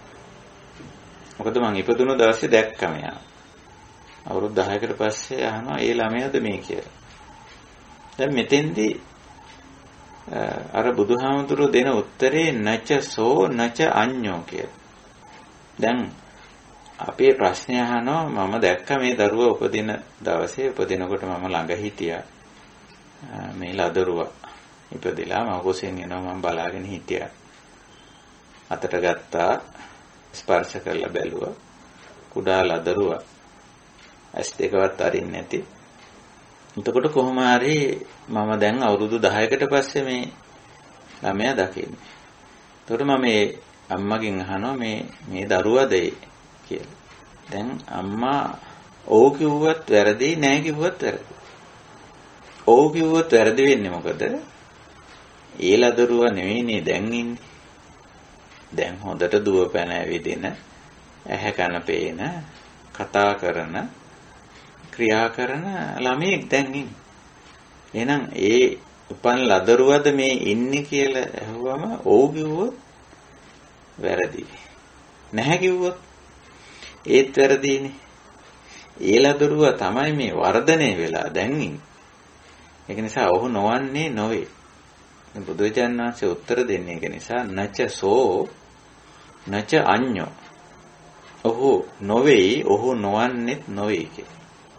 එතකොට ඒකෙම වර්ධනීය අවස්ථාවක්, වෙනස් අවස්ථාවක්, විපරිණාමයටපත් වූ අවස්ථාවක් මේ පෙන්වන්නේ ළමයා. මම මේ උපමාවක් කිව්වේ. අන්න ඒ වගේ සංඥාවමද විඥානය කියන්නේ. වෙනත් එකක්ද කිව්වොත් අපිට උත්තරය දෙන්නේ වෙන්නේ නච සෝ නච අඤ්ඤෝ කියන උත්තරය තමයි දෙන්නේ. ඒක නොවේ. සංඥාව නෙවෙයි මේ තියෙන්නේ. දැන් තියෙන්නේ විඥානය. ඒකම නෙවෙයි. ඒකමද ඒ සංඥාවද මේ තියෙන්නේ නැහැ විඥානය. එතකොට සංඥාවේම වර්ධනීය අවස්ථාවක් විඥාන කියලා කියනවා. ඒ කියන්නේ යාට දැන් සංඥාවට ලැබිලා තියෙන ඉන්ද්‍රියයි අරමුණයි. ඉන්ද්‍රිය අරමුණයි ලැබිලා තියෙන. ඉතින් ඉන්ද්‍රිය අරමුණයි ලැබුණම සංඥාව ක්‍රියාත්මක වෙන මට්ටමටපත් වෙලා නිකන් දරුවා හොඳට කෑම බීම ලැබිලා අම්මගේ රැකවරණය ආරක්ෂාව ලැබිලා එයාගේ ක්‍රමයෙන් අතපය වර්ධනය වෙලා අර ළමා වයසට ආවා වගේ. දැන් හරි ක්‍රියාකාරී. අර උපන් වෙලාවේ අපි දැක්කා හරිම නිෂ්ක්‍රීයයි. තිබ්බොත් තිබ්බ පැත්තට ඉන්නවා, හැරෙන්න බෑ, පෙරලෙන්න බෑ. ඒ ස්වභාවයක්. දැන් හරි වෙනස් ඊට වැඩි. හරිම සක්‍රීයයි. ක්‍රියාකාරී දැන් මේ ළමයා. ඒ වගේ සංඥා මට්ටමේ ඒ සංඥා බීජය විඥාන වෙනකොට හරියට පැලවෙලා වගේ ක්‍රියාත්මක අවස්ථාවක්. ඒකයි බුදුරජාණන් වහන්සේ විඥාන ওই විදියට දේශනා කරන්නේ. චක්කු විඥානං, සෝත විඥානං, ගාන විඥානං, ජීවහා විඥානං, කාය විඥානං, මනෝ විඥානං. එකම සංඥාව දැන් 6 පැත්තකින් ක්‍රියාත්මක වෙන අවස්ථාව. ඒකයි මේ කිව්වේ. ඊළඟට මේ විඥාණය සමුදය වුණේ කොහොමද? විඥාන සමුදය. කොහොමද මේ විඥානේ හටගත්තේ? නාම රූප සමුදය විඥාන සමුදයෝ. මෙතෙන්දී පැහැදිලිවම විඥාණයට නාමයි රූපයි දෙකම සම්බන්ධ වෙලා තියෙනවා. මොකද්ද නාමය? අර සංඥා බීජය. ඒක තමයි නාමය. මොකද්ද රූපය? ඉන්ද්‍රියයි අරමුණයි. ඉන්ද්‍රියයි අරමුණයි දෙකම රූප ධර්ම. අසත් රූප ධර්මයක්. ඇසට පේන රූපයත් රූප ධර්මයක්. කනත් රූප ධර්මයක්, ශබ්දයත් රූප ධර්මයක්. නාසයත් රූප ධර්මයක්. නාසයේ වැදුණු ගන්ධයත් රූප ධර්මයක්. රසයත් රූප ධර්මයක්. දිවේ හැපුණු දේත් රූප ධර්මයක්. ශරීරයත් රූප ධර්මයක්. පහස වශයෙන් ස්පර්ශ වුණු දේත් රූප ධර්මයක්. එතකොට අන්නේ රූප ධර්මයයි අර සංඥා කියන නාම ධර්මයයි දෙක විසින් තමයි විඥාන මතු කළේ. ඒකයි නාම රූප පත්‍ය විඥානං කියන්නේ. විඥාන සමුදය නේ අහන්නේ. නාම රූප සමුදය විඥාන සමුදයෝ. ඒකයි. ඉතින් ඕක පැහැදිලි හරි. හොඳට අපිට ඔය සුතමේ කොටසෙන්ම තේරුම් ගන්නත් පුළුවන්. ඕනනම් චින්තාමය වශයෙන් තවත් ටිකක් ඉස්සරහට ගිහිල්ලා භාවනාවටත් ගිහිල්ලා ඕක ප්‍රත්‍යක්ෂ කරගන්න පුළුවන්. ඒක. ඊළඟට තුන්වෙනි ඨානය, සත්තට්ඨානයේ තුන්වෙනි ඨානය විඥාන නිරෝධ. නිරෝධ කිව්වා මෙහෙම එකක් නොපවතින කියන එකයි. දැන් නිරෝධ පැත්ත වාක්‍ය දෙකකින් නේ බුදුරජාණන් වහන්සේ පැහැදිලි කරන්නේ. ඉමස්මින් අසති ඉදං නහෝති ඉමස්ස නිරෝධා ඉදං නිරුජ්ජති කියලා. මෙය නැති කල්ලි මෙය නැත. මොකද්ද? නාම රූපය නැති කල්ලි විඥානේ නැත. නාම රූප නිරෝධා විඥාන නිරෝධ. හරි පැහැදිලි. ඉමස්මින් අසති ඉදං නහෝති. කවුරුවත් කරන එකක් නෙවෙයි. ධර්මතාවක් නේ. අනිත් පැත්තට ඉමස්මින් සති ඉදං හෝති. නාම රූප විඥාන එකතු වීම ඇති කල්ලි නාම රූප එකතු වීම ඇති කල්ලි විඥාන ඇත. සංඥාවත් ඇසත් රූපයත්. ඔය නාමයි රූපයි. නාම රූප ඇති කල්ලි විඥාන ඇති. ඉමස්මින් සති ඉදං හෝති. නාම රූප නැති කල්ලි ඉමස්මින් අසති විඥාන නැත. ඉදං නහෝති. ඒකයි කියන්නේ නාම රූප නිරෝධා විඥාන නිරෝධෝ. ඉමස්ස නිරෝධා ඉදං නිරුජ්ජති. මොක හරි පැහැදිලි. තුන්වෙනි ටානේ.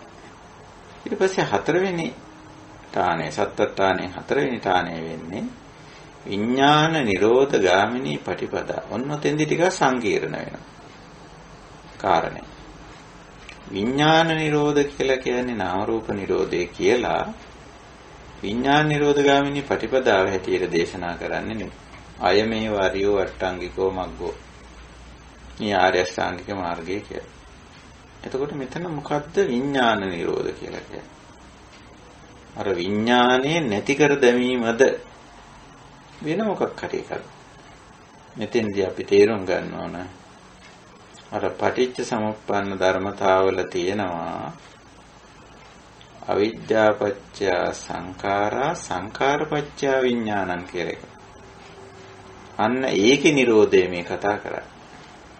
ඒකේ නිරෝධය.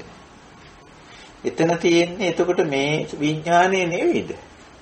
මේ දැන් අපි කතා කරන විඥානේ නෙවෙයිද එතන තියෙන්නේ? ඒකම තමයි. ඒකම තමයි.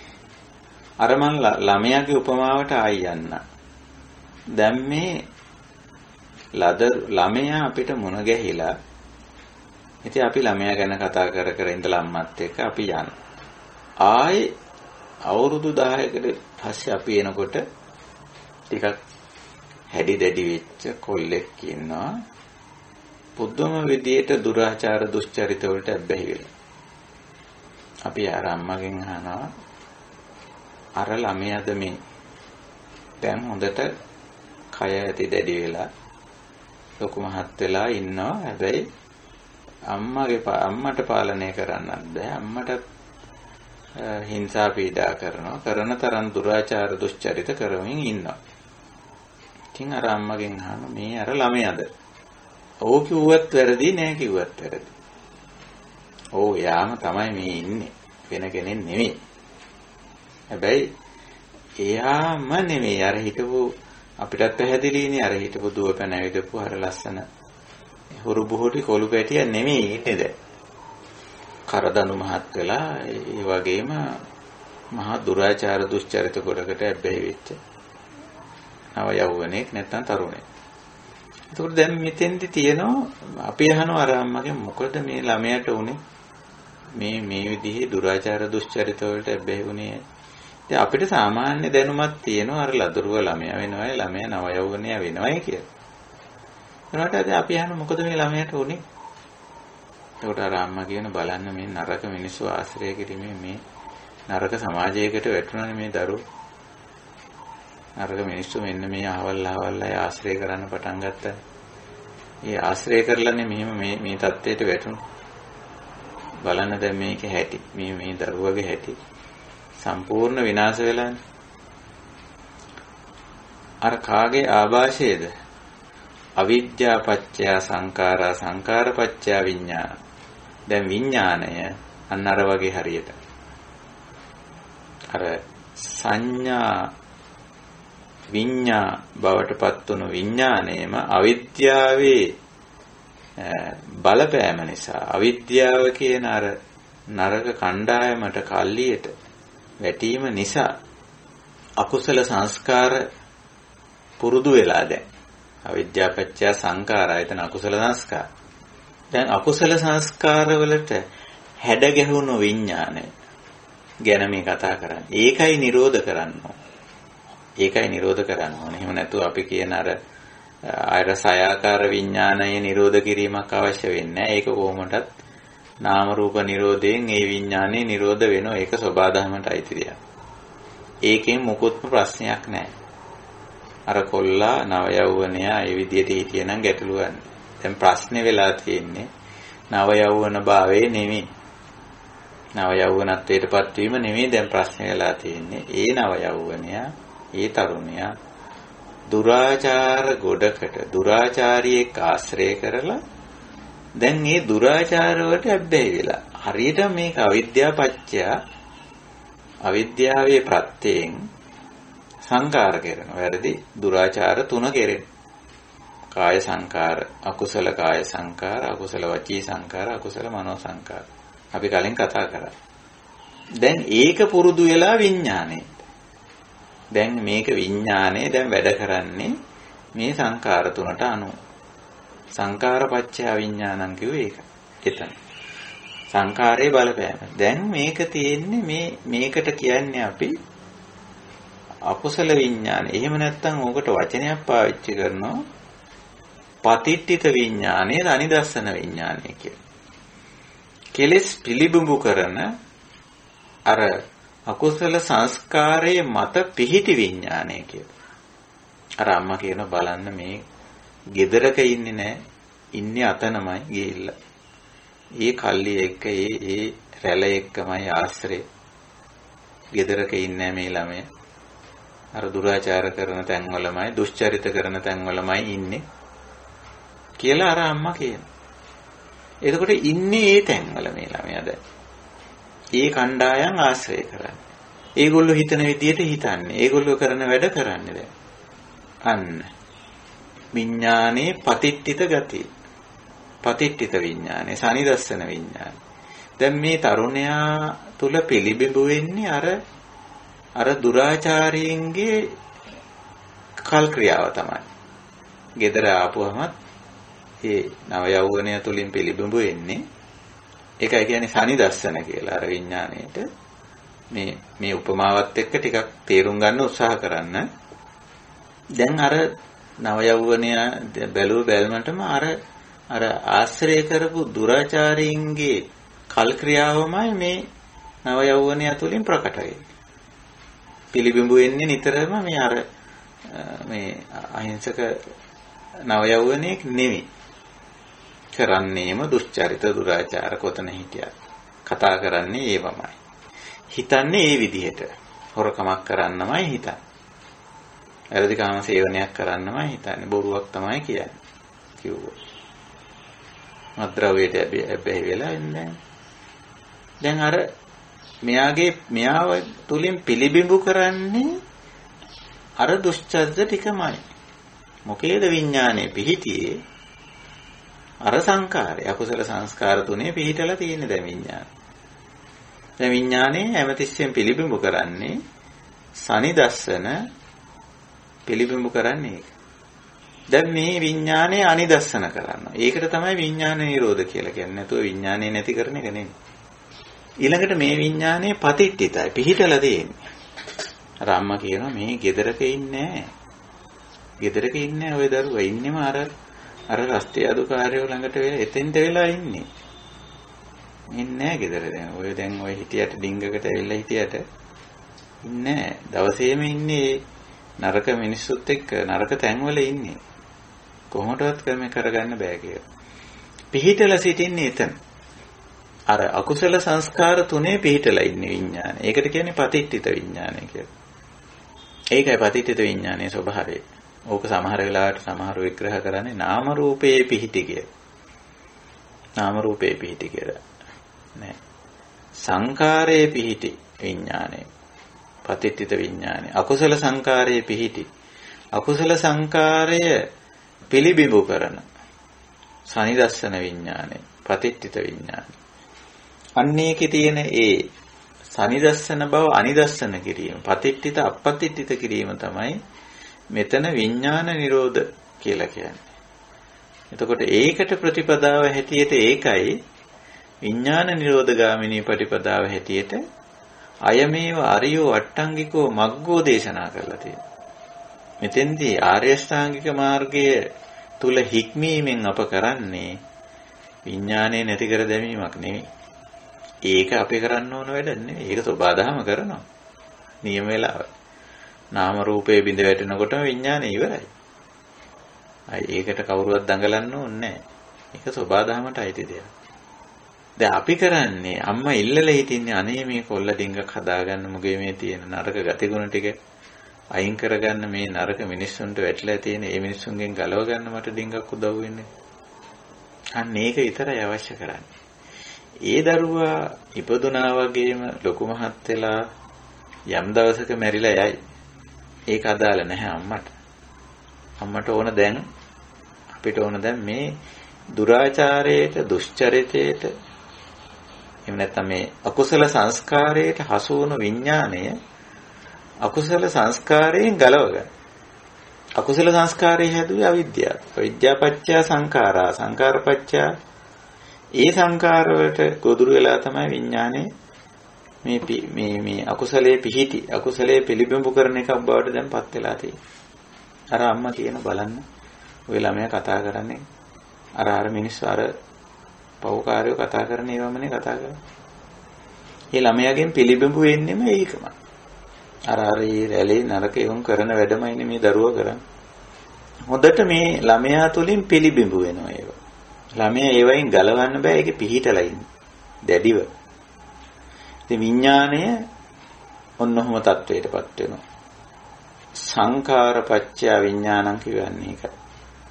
අකුසල සංස්කාර වල බලපෑමෙන් විඥානයේ අකුසල බවටපත් වෙනවා.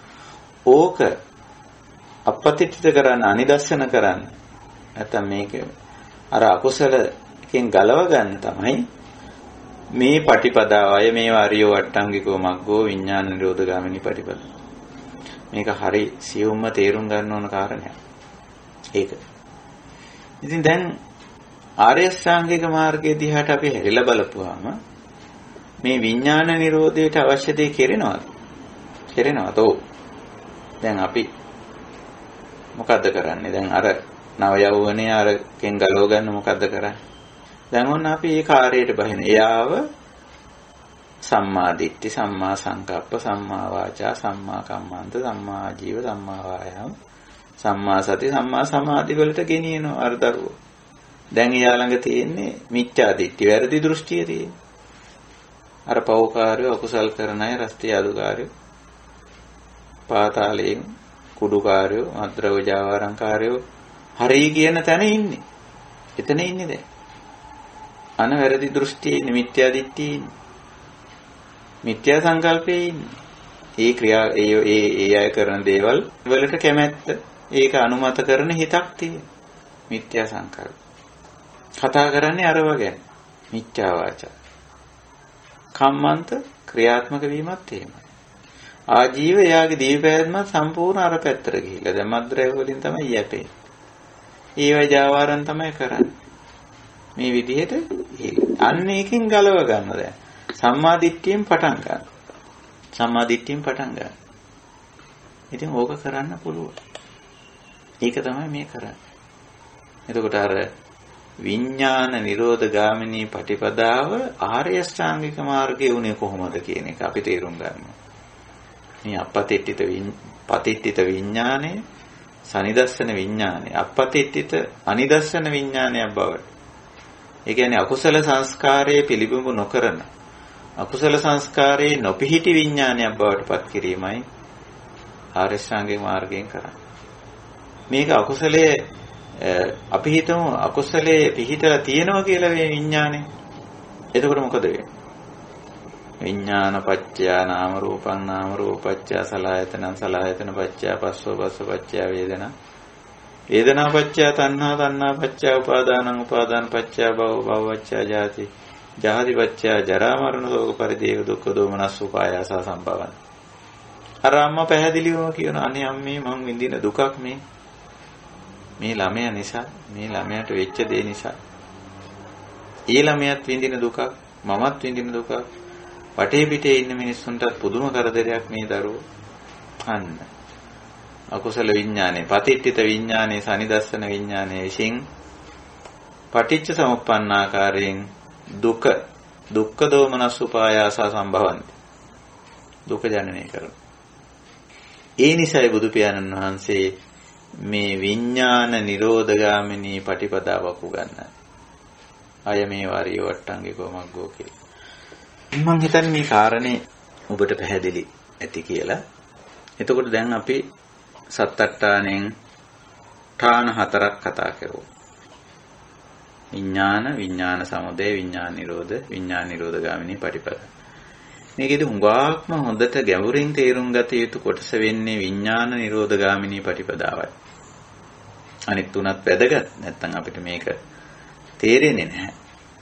අර දරුවා, අර ලදරුවා, ඊට පස්සේ අපිට හමු වෙච්ච නව යෞවනය, ඊට පස්සේ කොහොමද මේ නව යෞවනය දුරාචාරයේ දුෂ්චරිතයේ මේ විදියට හිතන, මෙහෙම කතා කරන, මෙහෙම ක්‍රියා කරන පුද්ගලයෙක් උනේ, ඒව දැන ගැනීම අපිට වැදගත්. දැන් අපිට අවශ්‍ය වෙන්නේ මේ නව යෞවනය ආපහු මේ ළමෙක් කරන්නවත්, ආපහු ලදරුවෙක් කරන්නවත් නෙවෙයි. සමහර වෙලාවට එහෙම අම්මලා තාත්තලා කියනෝනේ, අනේ මූ ළමෙක් විදියට හිටියනම් කොච්චර හොඳද, මේ කරදඬු මහත් වෙලා එහෙ මෙහෙ දුව ඇවිදින්න ගිහිල්ලා නේ මේක උනේ කියලා. නෑ, ඒක සෝබාදහමෙන් ආපහු ළමෙක් කරන්න බෑ මෙයා. අනේ පුංචි කාලේ ලදරුවෙක් විදියට ඉන්නවනම් කොච්චර හොඳද කියලා අර දුක් විඳින කාලේ නිකන් හිතෙනවා එහෙම. නෑ, ආපහු ඒක කරන්න බෑ. දැන් අපිට කරන්න තියෙන්නේ මේ නව යෞවනයාගේ මේ කාය දුෂ්චරිත, වචී දුෂ්චරිත, මනෝ දුෂ්චරිත ටිකෙන් යාව ගලව ගන්න.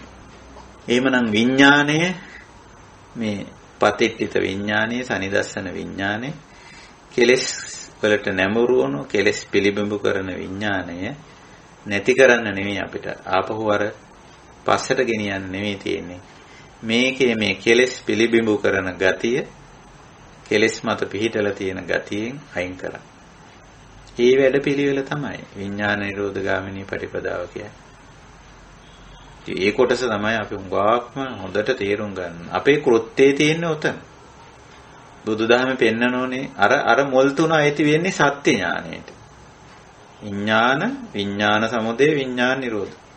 සත්‍ය ඥාණයට ඇයිති. විඥාන නිරෝධ ගාමිනී පටිපදා තමයි කෘත්‍ය ඥානය. අන්න මොකද්ද දැන් කරන්න තියෙන්නේ? කෘත්‍යයේ තියෙන උතන.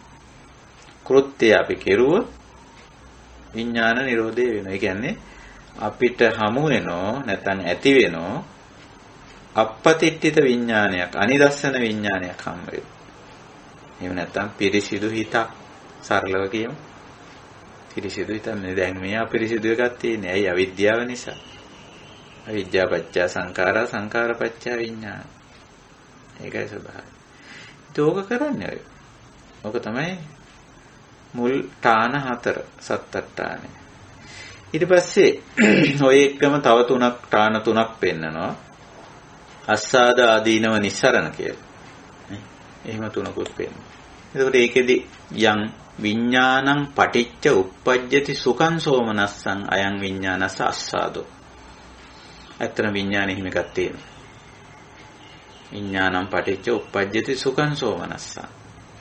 මේ විඥානයේ විසින් පුදුම විදිහට විඥානනය කරලා දෙනවා ඉන්ද්‍රිය ආරම්මන.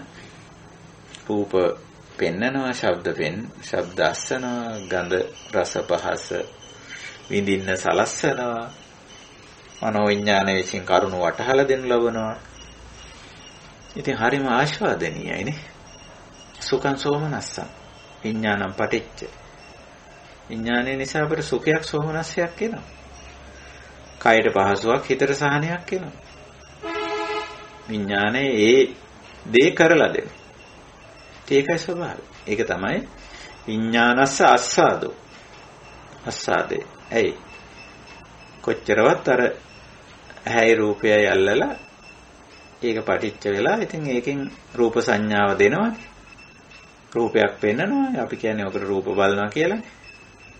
ඉතින් රූප බලනකොට ඒකෙන් තියෙන අස්සාදයක්. ශබ්ද අහනකොට අස්සාදයක්. ගඳ සුවඳ විඳිනකොට, රස විඳිනකොට, පහස විඳිනකොට, කාරණේ වැටහෙනකොට තියෙන අස්සාදයක්. එහෙනම් විඥාන හයම අස්සාදනීයයි. අස්සාදයක් ඇති කරනවා. විඥානම් පටිච්ච උප්පජ්ජති සුඛං සෝමනස්සං. එහෙම ගන්න නැත්තම් බුදුහාමුදුරෝ දේශනා කරන්නේ නැහනේ. එහෙම එකක් තියෙනවා. සුඛයක් කියලා එකක් තියෙනවා. සෝමනස්සය කියලා එකක් තියෙනවා. විඥානේ සුරෙන් හටගන්න. ඒක අපිට භාවනාවේදී අත්දකින්න පුළුවන්. මේ දැන් සූතමේ ඥාණයෙන් උනත් තේරුම් ගන්න පුළුවන්. චින්තාමේ වශයෙන් තව ටිකක් හිතලා භාවනාවට ගිහිල්ලා බලන්න.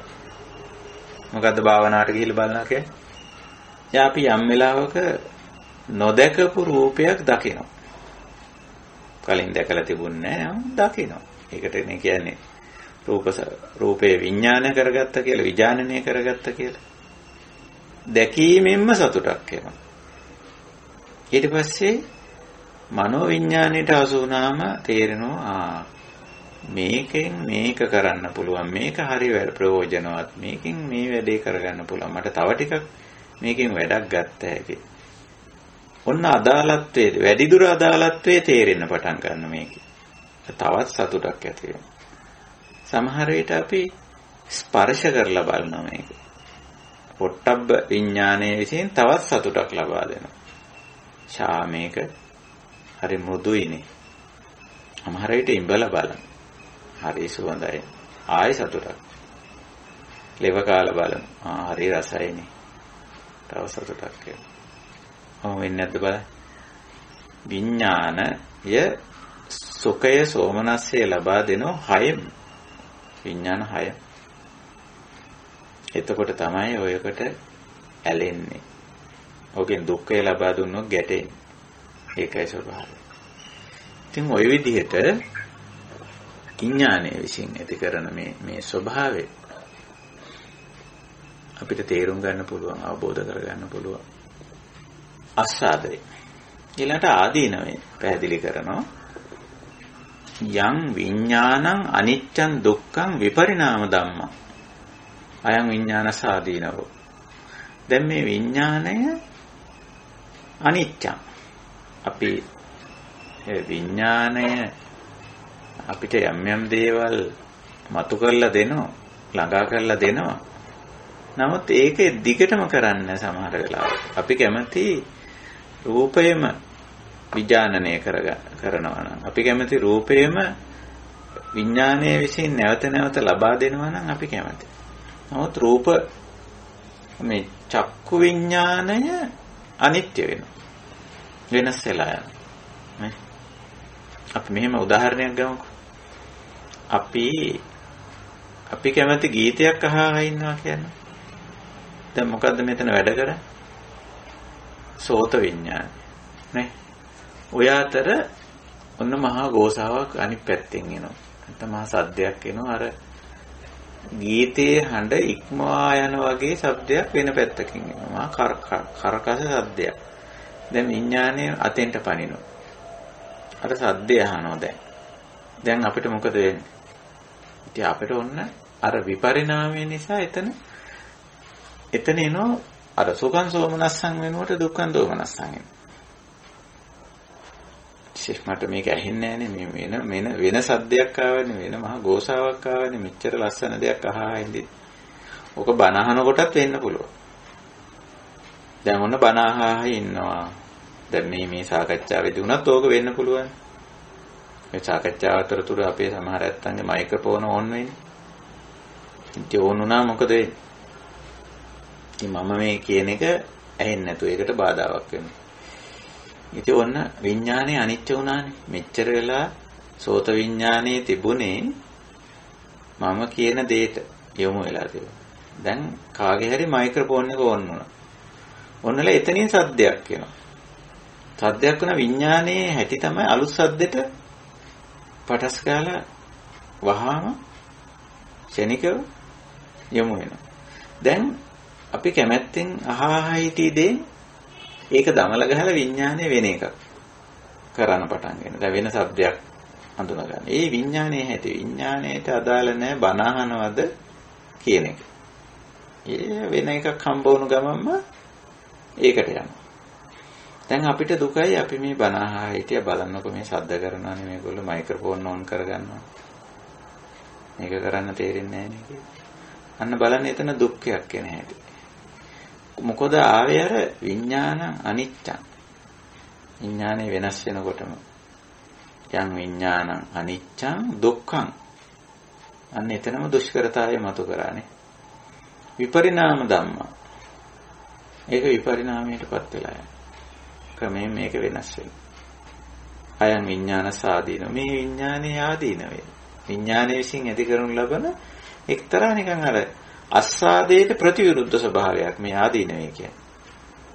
අර විඥානයේ විසින් මේක ලස්සනට දීගෙන ආවනේ ගීතේ ශ්‍රවණය වීගෙන ආව බණ අහගෙන ආව ගානට. කරලා දැම්ම මැදදී. විඥානේ පැන්න වෙන එකට. එනිදින් අන්න ආදීනවය. අස්සාදයට ප්‍රතිවිරුද්ධ ස්වභාවයක් පෙන්නන. ඉතින් ওই දෙක තේරුම් ගන්නයි අවශ්‍ය. ඔය අස්සාද ආදීනව දෙක පෙන්නන්නේ ප්‍රධාන අකුසල ධර්ම දෙකක් හට ගන්න ඔය දෙකේ. අස්සාදයෙන් රාගානුසයත් ආදීනවෙන් පටිඝානුසයත් දෙක. රාග දෝෂ දෙක ඇලීම ගැටීම දෙක පටන් ගන්නවා. එහෙම නැතු ඔය අස්සාදේ ආදීනවේ දෙක මේ පැත්තකට දාන්න හරි ඒ වයින් අයින් වෙන්න කියන්න නෙමෙයි. අස්සාදේ තියෙන වෙලාවට ඒක අපි විඳිනවා. ආස්වාදේ විඳින්න බුදුදහමේ කොහෙවත් බාධාක් කළා නැහැ, එපයි කියලා නැහැ. යමක ආස්වාදේ විඳින්න. හැබැයි අස්සාදේ සිහිය පිහිටුවේ නැති වුණොත් අස්සාදේදී රාගානුසයට වැටෙනවා. ඒක පස්සේ පන්නන, ඒක පස්සේ එලවන නේ, ඒකට නතු වෙච්ච, යට වෙච්ච, බැල වෙච්ච, ගැති වෙච්ච, දාස වෙච්ච මනසක් හැදෙනවා. ඒක තමයි ගැටලුව. නැතුව අස්සාදේ නෙමෙයි ගැටලුව. ඊළඟට ආදීනවේ ආපුවම ඒකත් එක්ක රණ්ඩු කරන, ගහමරා ගන්න මනසක් හැදෙනවා. ඒකට ද්වේෂ කරන, වෛර කරන, ඒක හෙලා දකින, ඒකට නිඳා කරන, ඒකට අපහාස කරන, ඒකට පහර දෙන, ඒක නසන මනසක් හැදෙනවා. නැතුව ආදීනවේ කිසිම වැරද්දක් නැහැ. ආදීනවේ කියන්නේ සබාධමටයි ඒක. ගැටලුව අරක. ඔන්න ඔය විකෘති මානසිකත්වයන් දෙක අස්සාදයේ විසින් සහ ආදීනයේ විසින් ඇති කරනවා. හැබැයි අපි සිහිනුවණින් නොහිටියොත්, අස්සාදයේදී සිහිනුවණින් නොහිටියොත්, ආදීනවේදී සිහිනුවණින් නොහිටියොත් තමයි ඔක වෙන්නේ.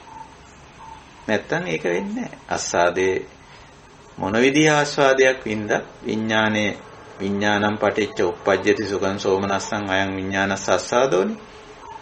විඥානයේ විසින් මොන විදිහේ දෙයක් විඥානනය කළා දුන්නත් ඒකෙන් මොන විදිහේ සුඛ සෝමනස්ස දෙක ඇති වුණත් රාගානුසය වෙන්නේ නැහැ. ඒකේ බැලේ 16 ගැත්තෙක් බවටපත් වෙන්නේ නැහැ. ඒක පස්සේ හඹා යන්නේ, ඒක පසුපස එලවා යන්නේ බවටපත් වෙන්නේ නැහැ. මේ අස්සාදේ වින්දා සිහිනුවණින් එච්චරයි. ඉවරයි. ආදීන වෙදිත් එහෙමමයි.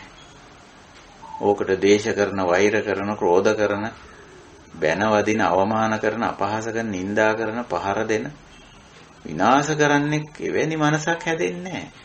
ආදීනවේ වින්දා එච්චරයි. ඒ සිහිනුවණින් මේක කරන්නේ. සතිපට්ඨානෙ ඉන්නේ සිහිය පිහිටුවාගෙන කරන්නේ. හැබැයි අස්සාද ආදීනව දෙකේ සිහිය පිහිටවන්න බැරි වුණොත් අර දෙකේ නමමයි. රාග පටිඝ, රාගානුසය පටිඝානුසය. නැත්නම් රාග දේශ ඇලීම ගැටීම වෙන. ඒක නිසායි බුදුරජාණන් වහන්සේ හැම තැනම අස්සාද ආදීනව දෙක පෙන්වන්නේ. හැබැයි උඟක් අය අස්සාද ආදීනව පෙන්වන්නේ මොකටද කියලා දන්නේ නැහැ. නිකන් අස්සාදයේ ආදීනවය කියලා තියෙනවා. අයං අස්සාදෝ අයං ආදීනෝ කියලා. මේ ආස්වාදේ මේ ආදීනවේ කියලා. මේක මොහොකට මේක නිවනට කොහොමද අදාළ වෙන්නේ? දුක්ඛ සමුදයට අදාළ වෙන්නේ කොහොමද? දුක්ඛ නිරෝධයට අදාළ වෙන්නේ කොහොමද? නිරෝධගාමිනී පටිපදාවට අදාළ වෙන්නේ කොහොමද කියන එක තේරුම් කරගන්න සාමාන්‍යයෙන් කෙනෙකුට අමාරුයි. ඒකයි අපි මේක මේ විදිහට සාකච්ඡා කරන්නේ.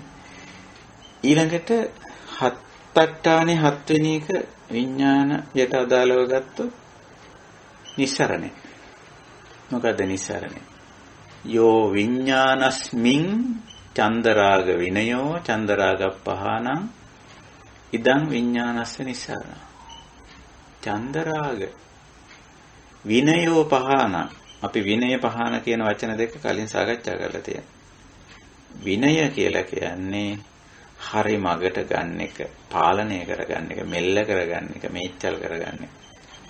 පහානම් කියන්නේ සම්පූර්ණයෙන්ම බැහැර කෙරේ. මොකද්ද මේ? ඡන්ද රාග.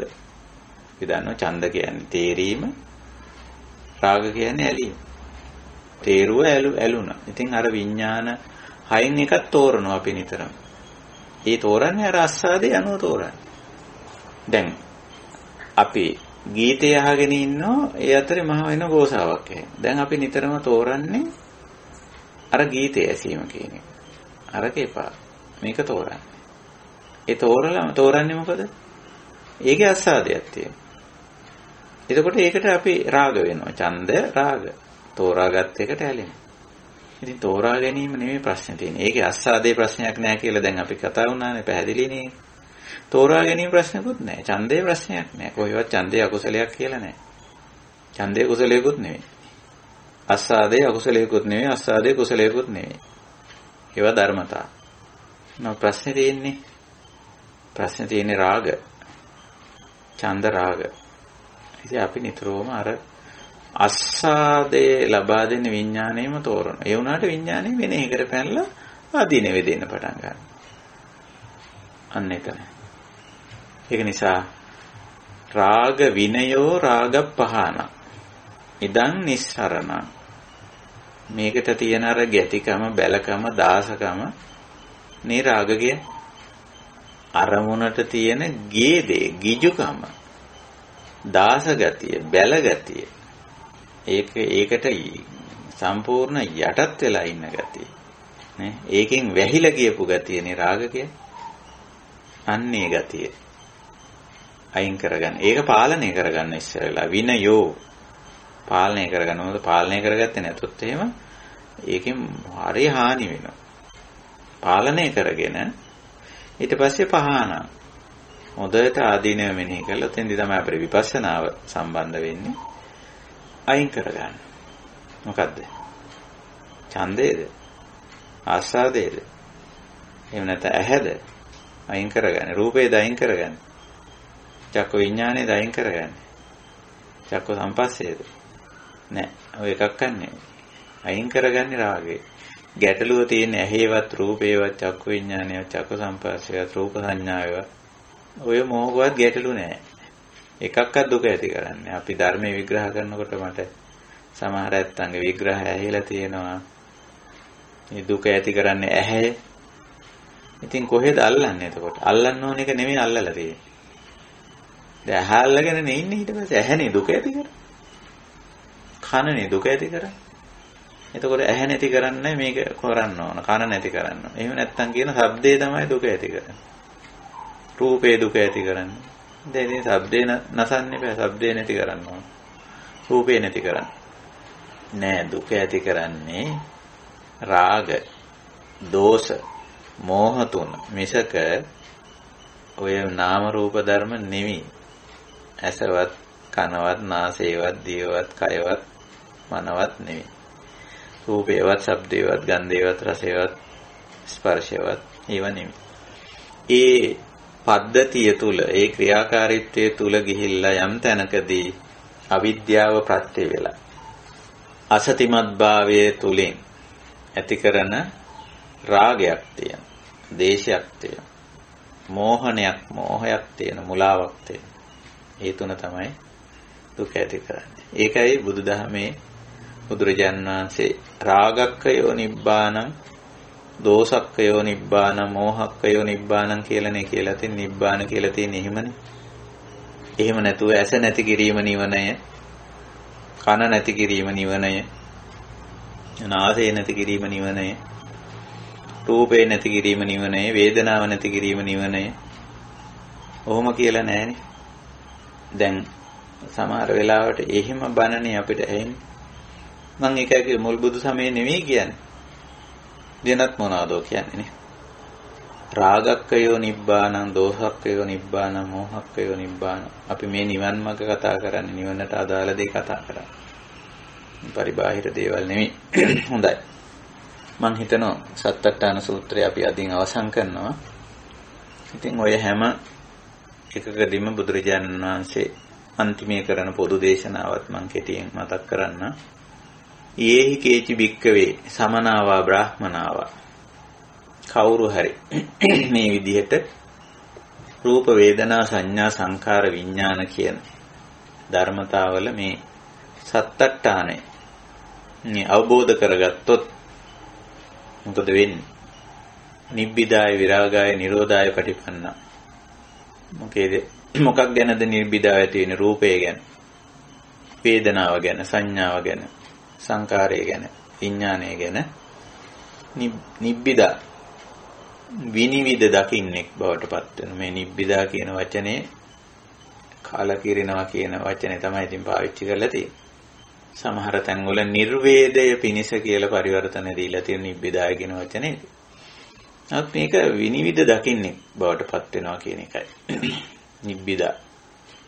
මේක හාත්පසින් අවබෝධ කරගත්ත කෙනෙක් බවට පත් වෙනවා කියන එකයි. නිබ්බිදාවට පත් වුණා කියලා කියන්නේ. ඒකයි නිබ්බිදා ළඟට විරාග දක්වලා තියෙන්නේ. නොඇලෙන්නෙක් බවට පත් වෙනවා මේකේ. නිරෝධාය පටිපන්න. ඒ වගේම අර මොකක් නිරෝධ කරන්නද පිළිපන් කෙනෙක් වෙන්නේ? මොකක් නිරෝධය? අර විරාගය නිරෝධ කිරීම පිණිස. මේ රූපයට, වේදනාවට, සංඥාවට, සංකාරයට, විඥාණයට තියෙන අවිද්‍යාව, තණ්හා දෙක නිරෝධ කිරීමට පිළිපන් පුද්ගලයෙක් නැත්නම් ඒ පිළිබඳව තියෙන ඇලීම, ගැටීම, මුලාව නිරෝධ කිරීමට, නිමා කිරීමට යොමු වෙනවා. නිරෝධාය පටිපන්නා තේ සුපටිපන්නා. අන්න ඒක තමයි සුපිලිපන් බව කියලා කියන්නේ. ඒක සුපටිපන්න කියන්නේ දැන් අපිව හඳුන්වන්නේ භගවතෝ ශ්‍රාවක සංඝෝ භාග්‍යතුන් වහන්සේගේ ශ්‍රාවක පිරිස කියන්නේ අපිනේ. මේ අපි වෙන කවුරුවක්වත් නෙවෙයි. බික්කු බික්කුණී, උපාසක උපාසිකා වර්තමානයේ ඉන්න අය. නේද? භගවතෝ ශ්‍රාවක සංඝෝ කියවම ඔක්කොම කතා කරන්නේ අපි නෙවෙයි. ඉස්සර හිටපු සරියුත් මොගලන් ආදී ඇත්තෝ තමයි කියන්නේ. සරියුත් මොගලන් ආදී ඇත්තොත් එක කාලයක භගවතෝ ශ්‍රාවක සංඝෝ වෙලා හිටියා. දැන් ඒ ඇත්තෝ භගවතෝ ශ්‍රාවක සංඝෝ නෙවෙයි. දැන් භාග්‍යතුන් වහන්සේගේ ශ්‍රාවක පිරිස වෙන්නේ අපි වර්තමානයේ. මේ අපි මේ බණ කියන මම බණ අහන ඔය ඇත්තෝ අපි ළඟ තියෙන ඕන ගුණේ දැක්ව සුපටිපන්නෝ භගවතෝ ශ්‍රාවක සංඝෝ කිය. දැන් මෙතන සුපටිපන්න කියන්නේ මොකද්ද කියලා කියවෙනවා. නේ? රාග විනය රාගප්පහාන පටිපන්නෝ. දෝෂ විනය දෝෂප්පහාන පටිපන්නෝ. මෝහ විනය මෝහප්පහාන පටිපන්නෝ සුපටිපන්නෝ. එහෙමයි සුපටිපන්න. ඉතින් අපි බලන්න ඕන අපි ඒකට පිළිපන්න අයද කියලා. අපි සුපටිපන්නද කියලා බලන්න ඕන. නැත්තම් ඉතින් අපේ ශ්‍රාවක භාවයක් නැහැ. මේ කතා කරන මගෙත් නැහැ, බණාන ඔයත්තන්ගෙත් නැහැ. සුපටිපන්න නෙවෙයි නේද? මම බණ කිව්වට මම සුපටිපන්න නෙවෙයි නම් රාගප්පහානයට, රාග විනයට, රාගප්පහානයට මම බැසගෙන නැත්තම් යොමු වෙලා නැත්තම් මම මේ බණ කිව්වට මම බුද්ධ ශ්‍රාවකෙක් වෙන්නේ නැහැ. ඒකයි. දෝෂ විනයට, දෝෂප්පහානයට පිළිපන්නේ නැත්තම්, මෝහ විනයට, මෝහප්පහානයට පිළිපන්නේ නැත්තම් මම බුද්ධ ශ්‍රාවකෙක් නෙවෙයි. මම බුදු බණ කියන්නෙක් වෙන්න පුළුවන්. බුදු බණ ලියන්නෙක් වෙන්නත් පුළුවන්. එහෙම කෙනෙක් වෙන්න පුළුවන්. එහෙත් මම සුපටිපන්න කෙනෙක් නෙවෙයි. එනිසා බුදුරජාණන් වහන්සේ මෙතෙන්දි පෙන්නනවා අන්න විරාගාය නිරෝධාය පටිපන්නා තේ සුපටිපන්නා. යේ සුපටිපන්නා යම් කෙනෙක් සුපටිපන්නද තේ ඔය ඒ අය ඉමස්මින් ධම්ම විනේ ගාධන්ති. එයා තමයි මේ ධර්මයේ සා විනේ තුල හරියට පිහිටපු කෙනා බවට පත් වෙන්නේ. චෝතනින් මේ දේශනාව අවසන් කරන අන්තිමට කියනවා එහෙම සුපටිපන්න කෙනා මොකද වෙන්නේ? නිබ්බිදා විරාගා නිරෝධා අනුපාදා විමුක්තා තේ සුවිමුක්තා යේ සුවිමුක්තා තේ කේවලිනෝ ඒ කේවලිනෝ වට්ටං තේ සන්නත්ති පඤ්ඤාපනාය කියයි. ওই විදිහට. ඉතින් ඔය සත්තට්ඨානේ උතනින් අවසන් වෙනවා. හැබැයි මේ සූත්‍රයේ තව කොටසක් තියෙනවා. ඒකට අපි කියන්නේ ත්‍රිවිධ උපපරික්ඛාව කියලා. ඉතින් ඒක ටිකක් කතංච බික්කවේ බික්කු ත්‍රිවිධ උපපරික්ඛී හෝති ධාතුසෝ උපපරික්ඛති ආයතනසෝ උපපරික්ඛති පටිච්ච සමුප්පාදසෝ උපපරික්ඛති කියලා තුනක් තියෙනවා. ඒක ඉතින් මම අද සාකච්ඡා කරන්න බලාපොරොත්තු වෙන්නේ නැහැ. ඒක නිසා අපිට සත්තට්ඨානේ අවසන් කරාට මොකද සත්තට්ඨාන දේශනාවේ අග තියෙන ත්‍රිවිධ උපපරීක්ෂාව අපිට ආයි කතා කරන්න වෙයි. මොකද ඒවත් ගැඹුරු ධර්ම කාරණා. නිකන් නම් වශයෙන් විතරයි සූත්‍රයේ ඇතුළත් වෙලා තියෙන්නේ. ත්‍රිවිධ උපපරීක්ෂාව. එහෙම කෙනෙක් උපපරික්ඛී කියන්නේ පුද්ගලයා. උපපරික්ඛා නෙමෙයි උපපරික්ඛී කියලා කියන්නේ. එසේ විමසා බලන්නෙක් බවට පත් වෙන්නේ කොහොමද කියලා. හොඳයි අපි ඒක ඉදිරි සාකච්ඡාවකට තියමු. අපිට හදිස්සියක් කලබලයක් නැහැ. සූත්‍ර ඉවර කරන්න අපිට අවශ්‍ය ධර්මයේ තේරුම් ගැනීමට. ඒ නිසා මේ සූත්‍ර පිටකයේ තියෙන සූත්‍ර ඔක්කොම කතා කරලා ඉවර කරන්න අපිට කිසි හදිස්සියක් නැහැ. එහෙම හදිස්සි වෙන්න ඕනෙත් නැහැ කවුරුවක්වත්.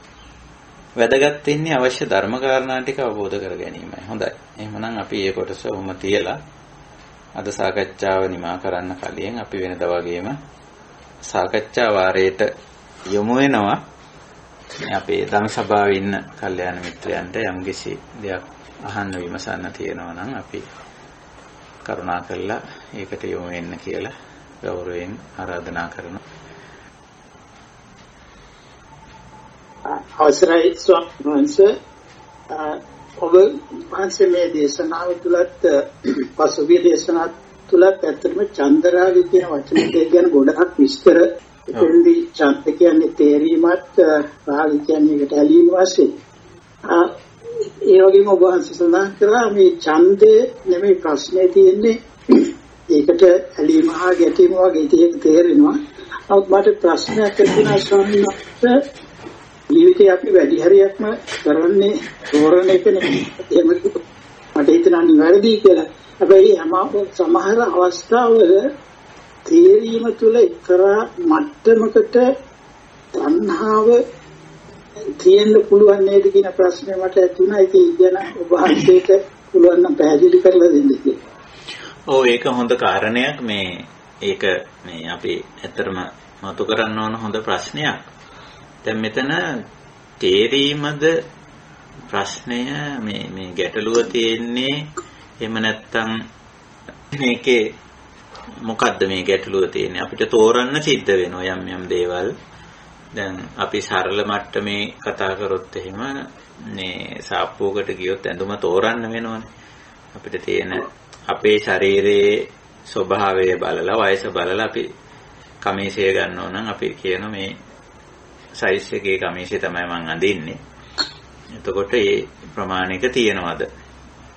ඒකට ඊට අඩුවෙන් ගත්තොත් අඳින්න බෑ. ඊට වැඩි එක ඉතින් ඒක ගැටලුකාරී. එතකොට අපිට මේ තේරීම කරන්න වෙනවා. ආහාරය තෝරනකොට අපි පත්‍ය අපත්‍ය දේ තෝරනවා, කාලගුණ දේශගුණේ සලකලා තෝරනවා. මිනිස්යෝ තෝරනකොට යම් ගුණධර්ම මත ඒගොල්ලන්ගේ දක්ෂපක්ෂකම් කුසලතා මත පදනම් වෙලා තෝරනවා. මේ වගේ අත් වශයෙන්ම තේරීම කියන එකෙන් බැහැර වෙන්න අපි කාටවත් බැහැ. තෝරන්න වෙනවා. නමුත් මේ අපි තෝරාගත්ත දේ තුල කොච්චර දුරට අපි ඒක වැරදිලා තියෙනවා නම් වැරදි බවත්, හරිනම් හරි බවත් තේරුම් ගැනීම. මෙතෙන්ද හුඟක් අපිට ප්‍රඥාව උපකාරී වෙනවා අවස්ථා දෙකකදී. එකක් තමයි මහත්තයා කියනවා වගේ තේරීමට පෙර අපි ප්‍රඥාව තිබ්බොත් අපිට තේරීම නිවැරදි කරගන්න පුළුවන්. ඊළඟට තේරීමත් එක්ක ඇතිවෙන අර රාග ඇලීම විතරක් නෙවෙයි ගැටීමත් එනවා. සමහර වෙලාවට Taman තෝරපු දේ සමග ඇලිලා සිටනව විතරක් නෙවෙයි සමහරට ගැටෙන අවස්ථා තියෙනවා. දැන් අපි තෝරන මිනිස්සුත් එක්ක අපි ගැටෙනවනේ සමහර වෙලාවටනේ. අපිම තමයි තේරුවේ. නමුත් අර එයාගේ ගතිගුණේ වෙනස් වෙනකොට අපි යත් එක්ක ගැටෙන්න පටන් ගන්නවා. එතකොට දැන් අපි ප්‍රඥාව තිබ්බොත් අපිට අර මෙතන අර මේ ආදීනවයකට කියපු කාරණේ යම් අනිච්චං විපරිණාම ධම්මං කියන දෙක හරියට තේරුනොත් මම මේක තේරුවා තමයි මම තේරුවේ හොඳට තියෙන වෙලාවේ. නමුත් දැන් මේකේ අර හොඳ ගතිගුණය හොඳ මේ ක්‍රියාකාරීත්වය වෙනස් වෙලා. ඉතින් මම මේක එක දැන් ගැටිලා වැඩක් නැහැ. මෙතන තියෙන්නේ මගේ තේරීමේ ප්‍රශ්නයක් නෙමෙයි. මේකේ ගුණය ගතිය ස්වરૂපයේ ස්වභාවයේ විපරිණාමය වෙලා තියෙන්නේ, අනිත්‍ය වෙලා තියෙන්නේ කියලා තේරුම් ගත්තොත් ඒකත් එක්ක ගැටෙන්න අවශ්‍යතාවයක් නැහැ. එතකොට හරි එක තෝරලා හරි දේ තෝරන්නත් අපිට ප්‍රඥාව අවශ්‍යයි. ඊට පස්සේ තෝරපු එක එක්ක පසුවට ඇලෙන්නේ ගැටෙන්නේ නැතුව ඉන්නත් අපිට ප්‍රඥාව උපකාරී වෙනවා. එතකොට මෙතන අවශ්‍ය වෙන්නේ අපි බැහැර කරන්න ඕන ඇත්තටම තේරීම කියන කාරණේ නෙමෙයි. ඇත්තටම අපිට ප්‍රඥාව තියෙනවා නම් තෝරා ගැනීමෙදිම අපිට හරි දේ තෝරගන්න පුළුවන්. ඒක මම පිළිගන්නවා.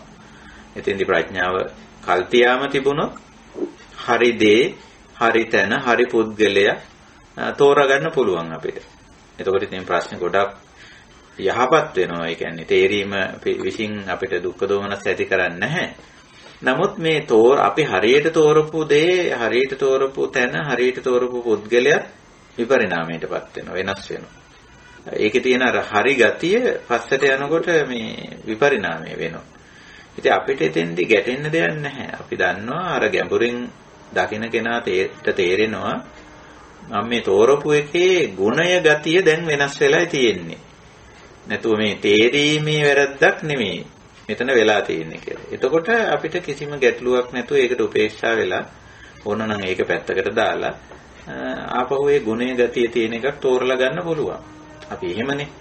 මේක හරියට සරල උදාහරණයකින් කිව්වොත් අපි යම්කිසි භාණ්ඩයක් මිලදී ගන්නවා. මිලදී අරගන්නවා. අපි කාලේ බැලුවා හරි ඩේට් එක හරි ඔක්කොම හරි ගත්තා. ගෙදර ගෙනල්ලා තිබ්බා එක්ස්පයර් වුණා. හරිද? එතකොට දැන් ප්‍රශ්නේ තියෙන්නේ ඒ භාණ්ඩයේ තේරීමේ ප්‍රශ්නේ නෙවෙයිනේ. අපි මේක ගෙනල්ලා තිබ්බා අපිට පාවිච්චි කරන්න අමතක වුණා එක්ස්පයර් වුණා. කල්ලිකුත් වුණා. ඒක දැන් කල්ලිකුත්තුයිම ඒකට ස්වභාවික ලක්ෂණයක්නේ. ඒක දැන් කවුරු හරි ඕක දැකපු කෙනෙක් කිව්වොත් මොකද්ද මේ පරණ වෙච්ච භාණ්ඩ ගෙනල්ලා තියාගෙන ඉන්නේ පිස්සුද? මේව තෝරනවද කඩේ ගියාම ඇයි මේවා ගේන්නේ කියලා නැහැ. මෙතන වෙලා තියෙන්නේ අපි තෝරන වෙලාවේ එක්ස්පයර් වෙලා තිබ්බේ නැහැ භාණ්ඩ. අපි ඒක තෝරලා ගත්තා හරි. මොකද ගෙදර ගෙනල්ලා තිබ්බා. කාලය ගත වීමත් එක්ක භාණ්ඩේ කල්ලිකුත් වුණා. දැන් නම් තෝරන්නේ අපි මේක. ඉතින් ඒකයි ස්වභාවය. ඉතින් ඔන්න ඔය වගේ දෙයක් ඔතන තියෙනවා. මම හිතනවා මේ ගොඩක් පැහැදිලි ස්වාමීන් වහන්සේ. ඒ ප්‍රශ්නය අහන්න මට තවත් හේතුවක් වුණා. ඒ මොකද පහුගිය දවසක මේ මට අහන්න ලැබුණා මේ කටුකුරුන්දේ ඥානানন্দ ස්වාමීන් වහන්සේගේ දේශනාවක්. ඒ දේශනාවේදී එක්තැනක ඒ ස්වාමීන් වහන්සේ සඳහන් කරනවා ඡන්දය කියන්නේ තණ්හාවේ ලාපාට අවස්ථාවක් කියලා. දන්න එක එතන ඒක වෙන අර්ථයක් ඇතුව කීවද කියලා හරි මම හාමුදුරන්ගේ දේශනාව අහලා තියෙනවා.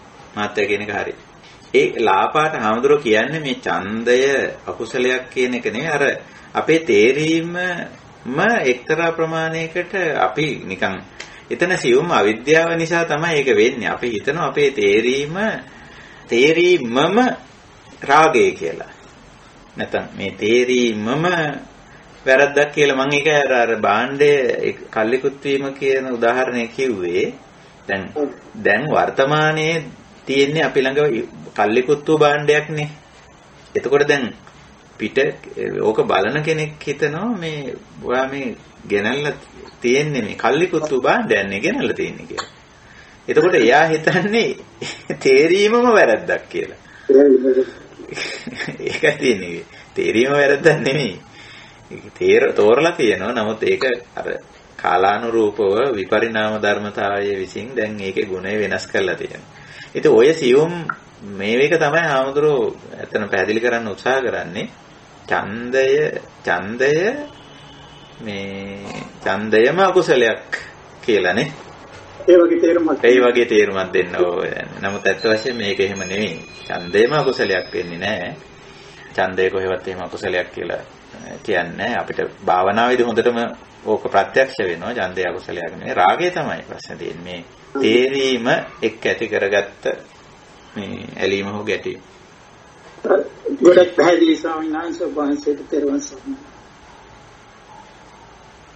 ස්වාමීන් වහන්සේ ටිකක් දිගයි මම තේරුම් ගත් විදිහට ඔබ වහන්සේගේ දේශනාවේදී කියුණා අපි නිරෝධය කළ යුත්තේ පටිච්චිත විඥානයේ කෙවත් අනිදස්සන විඥානය එනම් අකුසල් සිත් පටිච්ච සමුප්පාදයේ එන සංඛාර පච්චයා විඥාන පච්චයා නාම රූපං ඔය අවස්ථාව මන්දුපිණ්ඩික සූත්‍රයේ එන තින්නං සංගති පස්සෝ පස්සපත්ත්‍යා වේදනා යම් වේදේති යනාදි වශයෙන් ඇවිත් යම් ප්‍රපංචේති තතෝ නිදානම් පුරිසං අතීත අනාගත පච්චුප්පන්නේසු චක්කු විඤ්ඤේසු රූපේසු යන අවස්ථාවට ආවිතද පටිච්චිත විඥානය කිවත් අනිදස්සන විඥානේ අකුසල සිත් හට ගන්නා අවස්ථාව වෙන්නේ.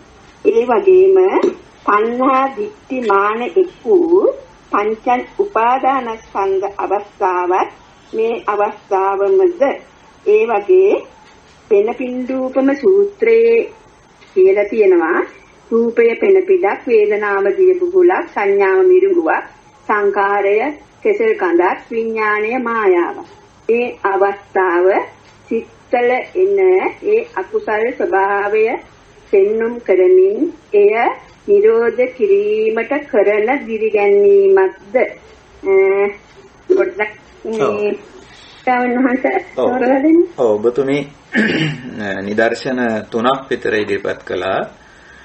පළවෙනියට මදුපිණ්ඩික සූත්‍රයේ නිදර්ශනය කියන්නේ ඒක තමයි තතෝ නිදානම් පුරිසං පపంచ සංඥා සංකා සමුදාචරಂತಿ අතීතනාගත පච්චුප්පන්නේසු චක්කු විඤ්ඤේයේසු රූපේසු කියලා.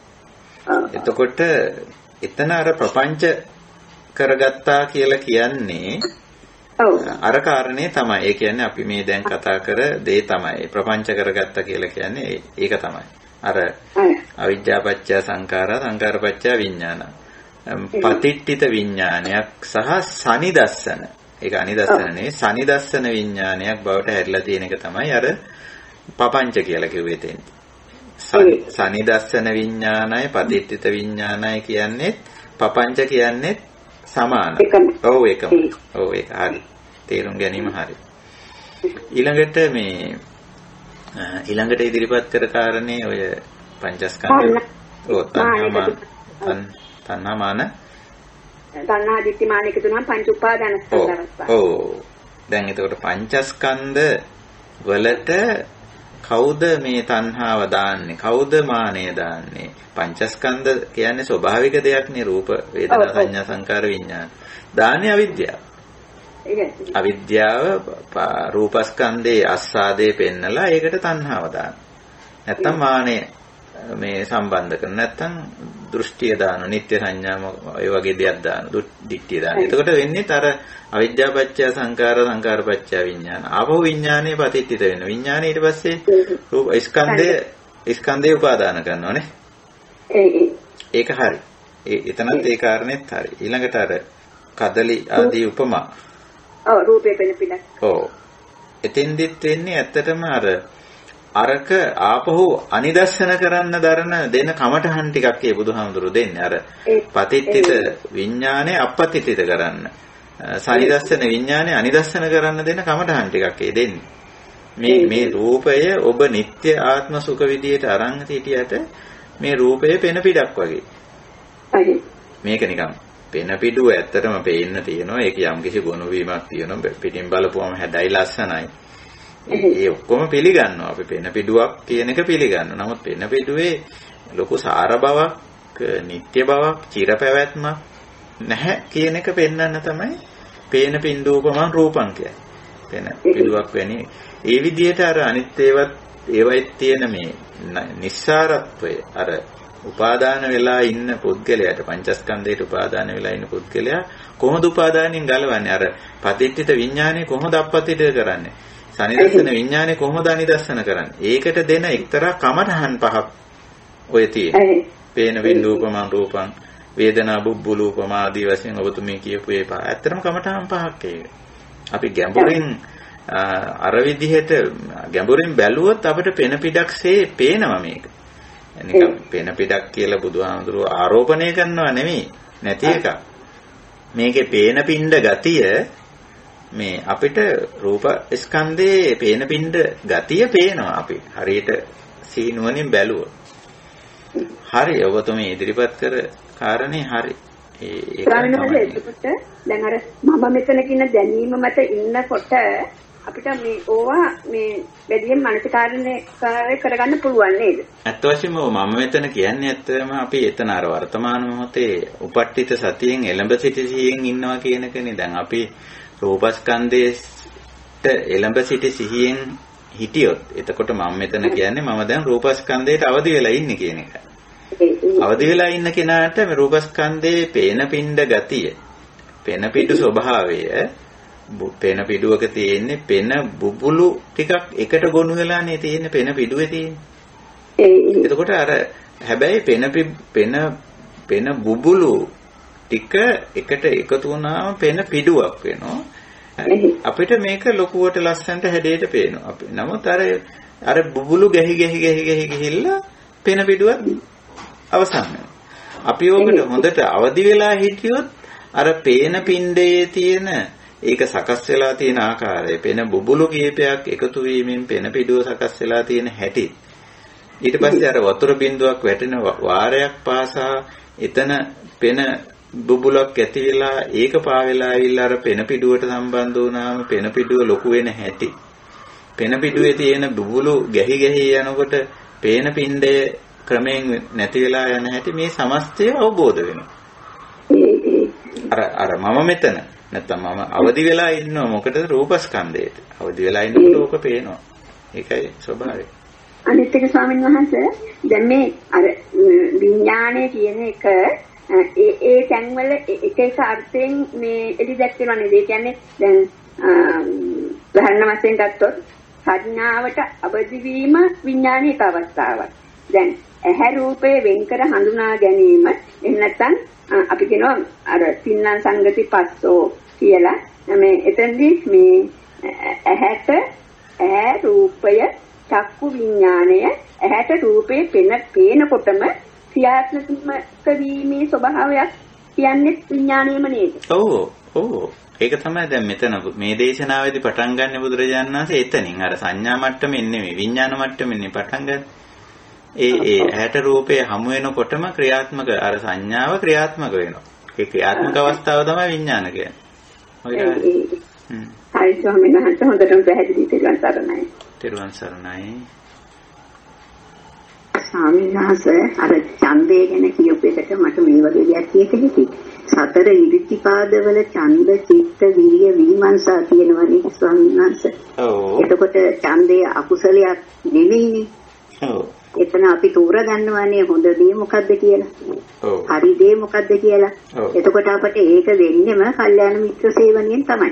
ඔව්. ඔව් හරි ඔබතුමීගේ කාරණේ හරි. එතන ඉද්ධිපාදවලත් මේ ඡන්ද තියෙනවනේ. ඡන්ද තියෙනවා. ඔව්. ඒ ඡන්ද එතන තියන්නේ ඇත්තටම අපි තෝරන්නම ඕනනේ. දැන් අපි ආර්ය ශාවක කෙනෙක් වුණොත් අපි මොනවද තෝරන්නේ? අපි බුද්ධ ධම්ම සංඝ තෝරන්නම වෙනෝනේ. නේ? අරිය වට්ටංගිකෝ මග්ගෝ තෝරන්නම වෙනෝනේ අපි. සම්මා දිට්ඨියනේ අපි තෝරන්නේ මිච්ඡා දිට්ඨිය නෙවෙයිනේ. ඒ විදිහට බලපුවාම මේ තේරීම කියන එක මුලදී අපිට මේ සම්මා දිට්ඨිය තිබුණොත් තේරීම හරියටම නිවැරදිව තෝරගන්න පුළුවන්. නමුත් අපි තේරිච්ච එකේ තෝරපු එකේ අර වගේ යම්කිසි ගැටලුවක් තියෙනවා නම් ඒත් අපිට පුළුවන්කම තියෙනවා සම්මා දිට්ඨිය තියෙන එක්කෙනාට අර තෝරපු එක පැත්තකට දාන්නත් පුළුවන්. තෝරපු එකේ තියෙන යම්කිසි ගැටලුකාරී තත්ත්වයක් තියෙනවා නම් ඒකත් එක්ක නොගැටි ඒ තෝරපු එකේ තියෙනවා නම් අස්සාදයක් ඒකේ ඇලෙන්නෙත් නැතුව තෝරපු එකේ ආදීනව එක ගැටෙන්නෙත් නැතුව හරි අපූර්වට මේ තේරීම කියන ක්‍රියාවලියත් එක්ක හරි ලස්සනට යන්න පුළුවන්. හරිම ලස්සනට කියන්නේ ඒක හරි අනිශ්චිත කියලා මම ඒකට පාවිච්චි කරන වචනේ. අනිශ්චිත වෙන්න පුළුවන් තේරීමත් එක්ක. නිශ්චිත වීම තමයි මේ රාග කියන්නේ ඇත්තටම. Taman තෝරපු එකත් එක්ක ඇලෙන ගැටෙන මුලා වෙන ගතිය. නමුත් තේරීම හරියට කරන්නත් පුළුවන් පළවෙනි පියවරේදී දෙවෙනි පියවරේදී තේරීම එක්ක නොඇලී නොගැටී නොමුලා වෙන්නත් පුළුවන්. ඉතින් අතන ඇත්තටම ඉද්ධිපාදයක් හැටියටම ඡන්දේ අරන් තියෙන්නේ අපි කුසල ඡන්දේ ඇත්තට මෙතෙන්දී හුඟක් වෙලාවට ගන්නෙ කුසලයේ තේරීම කියන කාරණේ. ඔය ඒක හරි ඒක මෙතෙන්ට අපිට ගන්න පුළුවන්. වැදගත් කාරණයක් ඒක. ඔබ වහන්සේගේ විග්‍රහයන් හරිම ආශ්චර්යයි ස්වාමීන් වහන්සේ. ඔබ වහන්සේට පිං තෙරුවන් සරණයි. තෙරුවන් සරණයි. තෙරුවන් සරණයි ස්වාමීන් වහන්සේ. තෙරුවන් සරණයි. මට ප්‍රශ්න එකක් තිබුණා. ඒකයි ස්වාමීන් වහන්සේ. මට ඇත්තටම ස්වාමීන් වහන්සේ ප්‍රශ්නයක් නෑ. මට මේ අර කියන්න ඕනේ මේ කෝවාසේ මේ කියලා දුන්න එක කොච්චර වටිනවද කියන එක මම මේ ගා කල්පනා කර හිටියා. මේ නාම රූප පත්‍ය විඥාන විඥාන පත්‍ය නාම රූප කියනකොට මේ ස්වභාවික සංසිද්ධිය කොහොමද නිරෝධ කරන්න පුළුවන් කියලා. ඉතින් දැන් හොඳටම ඔබ වහන්සේගේ පැහැදිලි කිරීමෙන් තේරුණා මේ විඥාන නිරෝධ ගාමිනී පටිපදාව කියන්නේ මොකක්ද කියලා. එතනදී මේ විනය ප්‍රහාණ කියන දෙක කොයිතරම් එතන වැදගත්ද කියන එක මේ විඥානේ හරිමකට ගන්නේ කොහොමද? එහෙම අරගෙන මේ හරිමකට ගන්න විඥාණයට මේ චන්දරාගයෙන් මේ ඇලෙන්නේ ගැටෙන්නේ මුලා වෙන්නේ නැතු ඉන්නේ කොහොමද කියන එක පැහැදිලි කරලා දුන්නේ. ඒක ඔබ වහන්සේට ගොඩාක් තෙරුවන් සරණයි ස්වාමීන් වහන්සේ. තෙරුවන් සරණයි.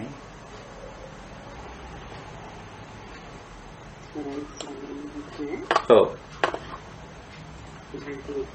අද පැහැදිලි කිරීම අනිකයි කියලා වගේ මාස්ටර්යන්ට අපේ හම්දුරනේ උන්වහන්සේගේ දෙපාණෙන්ද පින්දෙනවා. ඒකට අපේ හම්දුරනේ චන්දරාග විනය වහනන් කියන විඥාන ඒකට අදාළව ඉතාම පැහැදිලි. අපේ හම්දුරනේ මට පොඩ්ඩක් ඒක පැහැදිලිලා අස්ස නිරෝධයට එනකොට එතෙන්දි අපි ගන්න ඕනි චන්දරාග විනය පහනන් කියලාද? ඔව්. ඔව්. එහෙමමයි ගන්න ඕනේ. ඒ කියන්නේ දැන් පස්ස කියන එක අපේ ධර්මතාවක් හැටියට තේරුම් ගන්න ඕනේ. තින්නම් සංගතියෙන් වෙන දෙන්නේ පස්ස. දැන් පස්ස මම විග්‍රහ කරන්න ඕනේ. පස්ස ඔබතුමීට පැහැදිලිනේ පස්ස කියන එක. ඔව්. එතකොට ඒ තින්නම් සංගතියෙන් ඇති වෙන. එතකොට අපි ඒක ධර්මතාවයක් හැටියට ගත්තොත් ගැටලුවක් නැහැ. දැන් ඔන්න අපි සරල උදාහරණයකින් කතා කරොත් මට යමක් ඇහෙනවා. එතකොට චක්කුංච පටි මේ සෝතංච පටිච්ච සද්දේච උප්පජ්ජති සෝත විඥානං දෙන්නං සංගති පස්සෝ. දැන් සෝත සම්පස්සේ වෙමින් තියෙනවා. දැන් මට ඇහිමින් තියෙනවා. සමහරට ඒ ශබ්දයේ ධර්ම කරකශ වෙන්නත් පුළුවන්, කටුක වෙන්නත් පුළුවන්.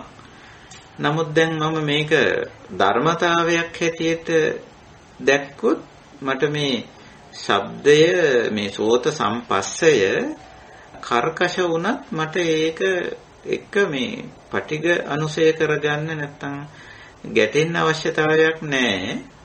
ඊළඟට මේ සෝත සම්පස්සේ මිහිරියාවක් වෙන්නත් පුළුවන් සමහර විට. ඒ ඇහෙන ශබ්දේ. එතකොට ඒක එක්ක ඇලෙන්න ඕනෙත් නෑ. මම දන්න මේක සම්පස්සයක්, සෝත සම්පස්සයක් කියලා. මේක තින්නම් සංගතියෙන් වෙන දෙයක් කියලා දන්නවා. එතකොට දැන් ඒ දැනුවත් භාවයේ යවදිමත් භාවයේ තුල ඉන්නකොට පස්සය ගැටලුවක් බවට පත් වෙන්නේ නැහැ. පස්සය තියෙනවා, පස්ස වෙනවා. නමුත් ඒක ගැටලුවක් වෙන්නේ නැහැ. අපිට ඉතින් ඒක හුඟක් කරකශ නම් අපිට කිසියම් ආකාරයක ඒකට අවශ්‍ය කරන වෙනසක් උපස්ථානයක් කරගත හැකියි. යම් වෙනසක් කරගන්න මෙතන මේ කෝසාව පොඩ්ඩක් වැඩි වගේ මම පොඩ්ඩක් ජනේලි වහන්න ඕනේ. එහෙම නැත්නම් මම පොඩ්ඩක් ඈතට යන්න ඕන කියලා. නමුත් අර පස්සය ධර්මතාවයක් හැටියට ප්‍රත්‍යක්ෂ කරගෙන තියෙන නිසා අපිට මේ පස්සේ එක්ක ගැටලුවක් නැහැ. අපි ඔය රාගානුසය පටිඝානුසය වලට යන්නේ. අපිට පුළුවන් එතන විනය කරගන්න, පහාන කරගන්න නේ. අපි සමාජයට විනයක් කරගන්නේ. අර පස්සේ විනය කරගන්න. මෙතන පොඩ්ඩක් ගෝසාව වැඩි ජනේලි වැහුවොත් හරියයි කියලා එහෙම කරගන්න. ඊළඟට ඒ මේ ශබ්දයේ පිළිබඳව පොඩි හරි නුරුස්නාකමක් තිබ්බනම් අපි ඒක අයින් කරගන්න පුළුවන් අපිට. තේරුම් නැහැ නේ. ඉතින් ශබ්දයක නුරුස්නාකමක් ඇති කරගන්න කියලා. ওই විදිහේ හරිම මෘදු, හරිම මේ මොනවාද ලස්සන වැඩපිළිවෙලක් ඇත්තම බුදුරජාණන් වහන්සේගේ දහම තුල වෙන්නේ. ඒකයි. පස්සේ සම්බන්ධනොත් එහෙමයි. ඔබතුමී කියන කාරණේ ඒක එහෙමම තමයි. එහෙයි කියලා හිතාගෙන අදී සිටිය දෙයක් පුළුවන් කියලා අද තේරෙනවා අපිට මේ තේරෙනවා. තෙරුවන් සරණයි සුවපත් වේවා. හොඳයි එහෙනම් අදට අපේ දහම් හමුව නිමා කරමු. අපි එතකොට අද 12 වෙනිදා සඳුදාව අපි නැවත මුණ ගැහෙන්නේ 14 වෙනිදා බදාදාවේ. එදාට අපේ සූත්‍ර සාකච්ඡාව නොවේ එදාට සිද්ධ වෙන්නේ අපේ භාවනා කමඨහන් වලට අවධානය යොමු කිරීම. ඉතින් එදාටත් අපි බලාපොරොත්තු වෙනවා සුපුරුදු වේලාවටම අපේ මේ දහම් හමුව පවත්වන්නට. ඉතින් අද දහම් හමුව අපි නිමා කරනවා. එතකොට සත්තට්ඨානේ නිමා වුණත් සත්තට්ඨානේ අග තියෙන ත්‍රිවිධ උපපරීක්ෂාව පිළිබඳ සාකච්ඡාව අපි 16 වෙනිදාට කරමු. ඒ අදහසින් අපි අද දහම් හමුව නිමා කරනවා. ඉතින් වෙනදා වගේම මේ උතුම් සත්කාරයට දුර ඉඳන් ළඟ ඉඳන් පෙනී නොපෙනී ඉඳගෙන අප්‍රමාණ කරුණාවෙන් මෛත්‍රියෙන් මේ කටයුතු සංවිධානය කිරීම වශයෙන් සහභාගී වීම වශයෙන් ඒ වගේම ඊටාම වටිනා මනා ධර්මකාරණා ඉස්මතු කරලා ධර්ම සාකච්ඡාව සාරගර්භ කිරීමට දායක වීම වශයෙන් නොඑක් විදිහින් මේ යහපත් කාර්යයට සහ සම්බන්ධ වුණා වූ අපේ පින්වත් කල්යාණ මිත්‍ර හැම දිනාටම ස්වාමින්වහන්සේලා මේනින්වහන්සේලා ඇතුළු කල්යාණ මිත්‍ර හැම දිනාටම අපගේ අප්‍රමාණ ගෞරවය පළ කරනවා. පුතවේදීත්වය පළ කරමින් හැම දිනාටම මේ සිතක් ශාන්තියක් යහපතක්ම වේවා ධර්මාවබෝධයම වේවා. මේ මගට අපිව යොමු කරපු දහම් මගට අපිව යොමු කරපු අපේ මව්පියෝ ගුරුවරු කල්යාණ මිත්‍රයෝ මේ දහම් මගේ යන්න අපිට උදව් උපකාර කරන නෑදෑ හිත මිත්‍ර දායක කාරකාදී ඇත්තොත් අපි ගෞරවයෙන් සිහි කරනවා. ඒ ඇත්තොත් අප මේ කරන්නා වූ පින් කුසල අනුමෝදන් වේවා. ඒ ඇත්තොත් අපි වගේම ධර්ම මාර්ගයට නිවන් මගට යොමු වේවා. ලෝසසුන් දකින සියලු දෙවියෝද එසේම අප සමග ජීවත් වෙලා දාපාතර නැති අපවත් වුණු මියගිය ගුරු දෙමව්පිය ආදී සියලු අපේ ශ්‍රේෂ්ඨ ඥාතිවරුද ඇතුළු අනුමෝදන් වේ හැකි තාක් සියලු සත්වයෝ අප මේ කරන්නා වූ සත්කාර්යය සත්ක්‍රියාව උතුම් ක්‍රියාව දැනගනිත්වා දැකගනිත්වා දැනදක සතුටු වේවා අනුමෝදන් වේවා අනුගමනය කෙරෙත්වා හැම දිනාගම ජීවිත දහම් මගට නිවන් මගට යොමු වේවා. අපි හැම දිනාටම අප විසින් මේ වඩා වර්ධනය කර ගන්නා වූ ධර්ම අවබෝධය මේ ජීවිතය තුළදීම පරම ශාන්ත නිර්වාණ ධර්මයේ සාක්ෂාත් කිරීම පිණිස ප්‍රඥා පාරමිතාවක්ම වේවා කියන උතුම් අදිෂ්ඨානයෙන් අදත් සදහම් හමුව නිමා කරනවා. හැම දිනාටම තෙරුවන් සරණයි. සතු සතු සතු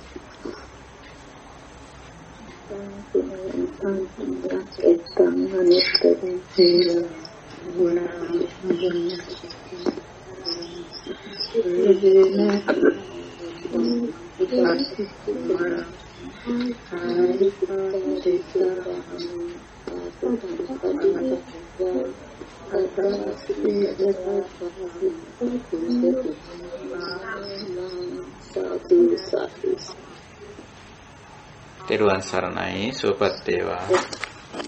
තෙරුවන් සරණයි කිටි විකාශන ලැබෙයි. සාදු සාදු.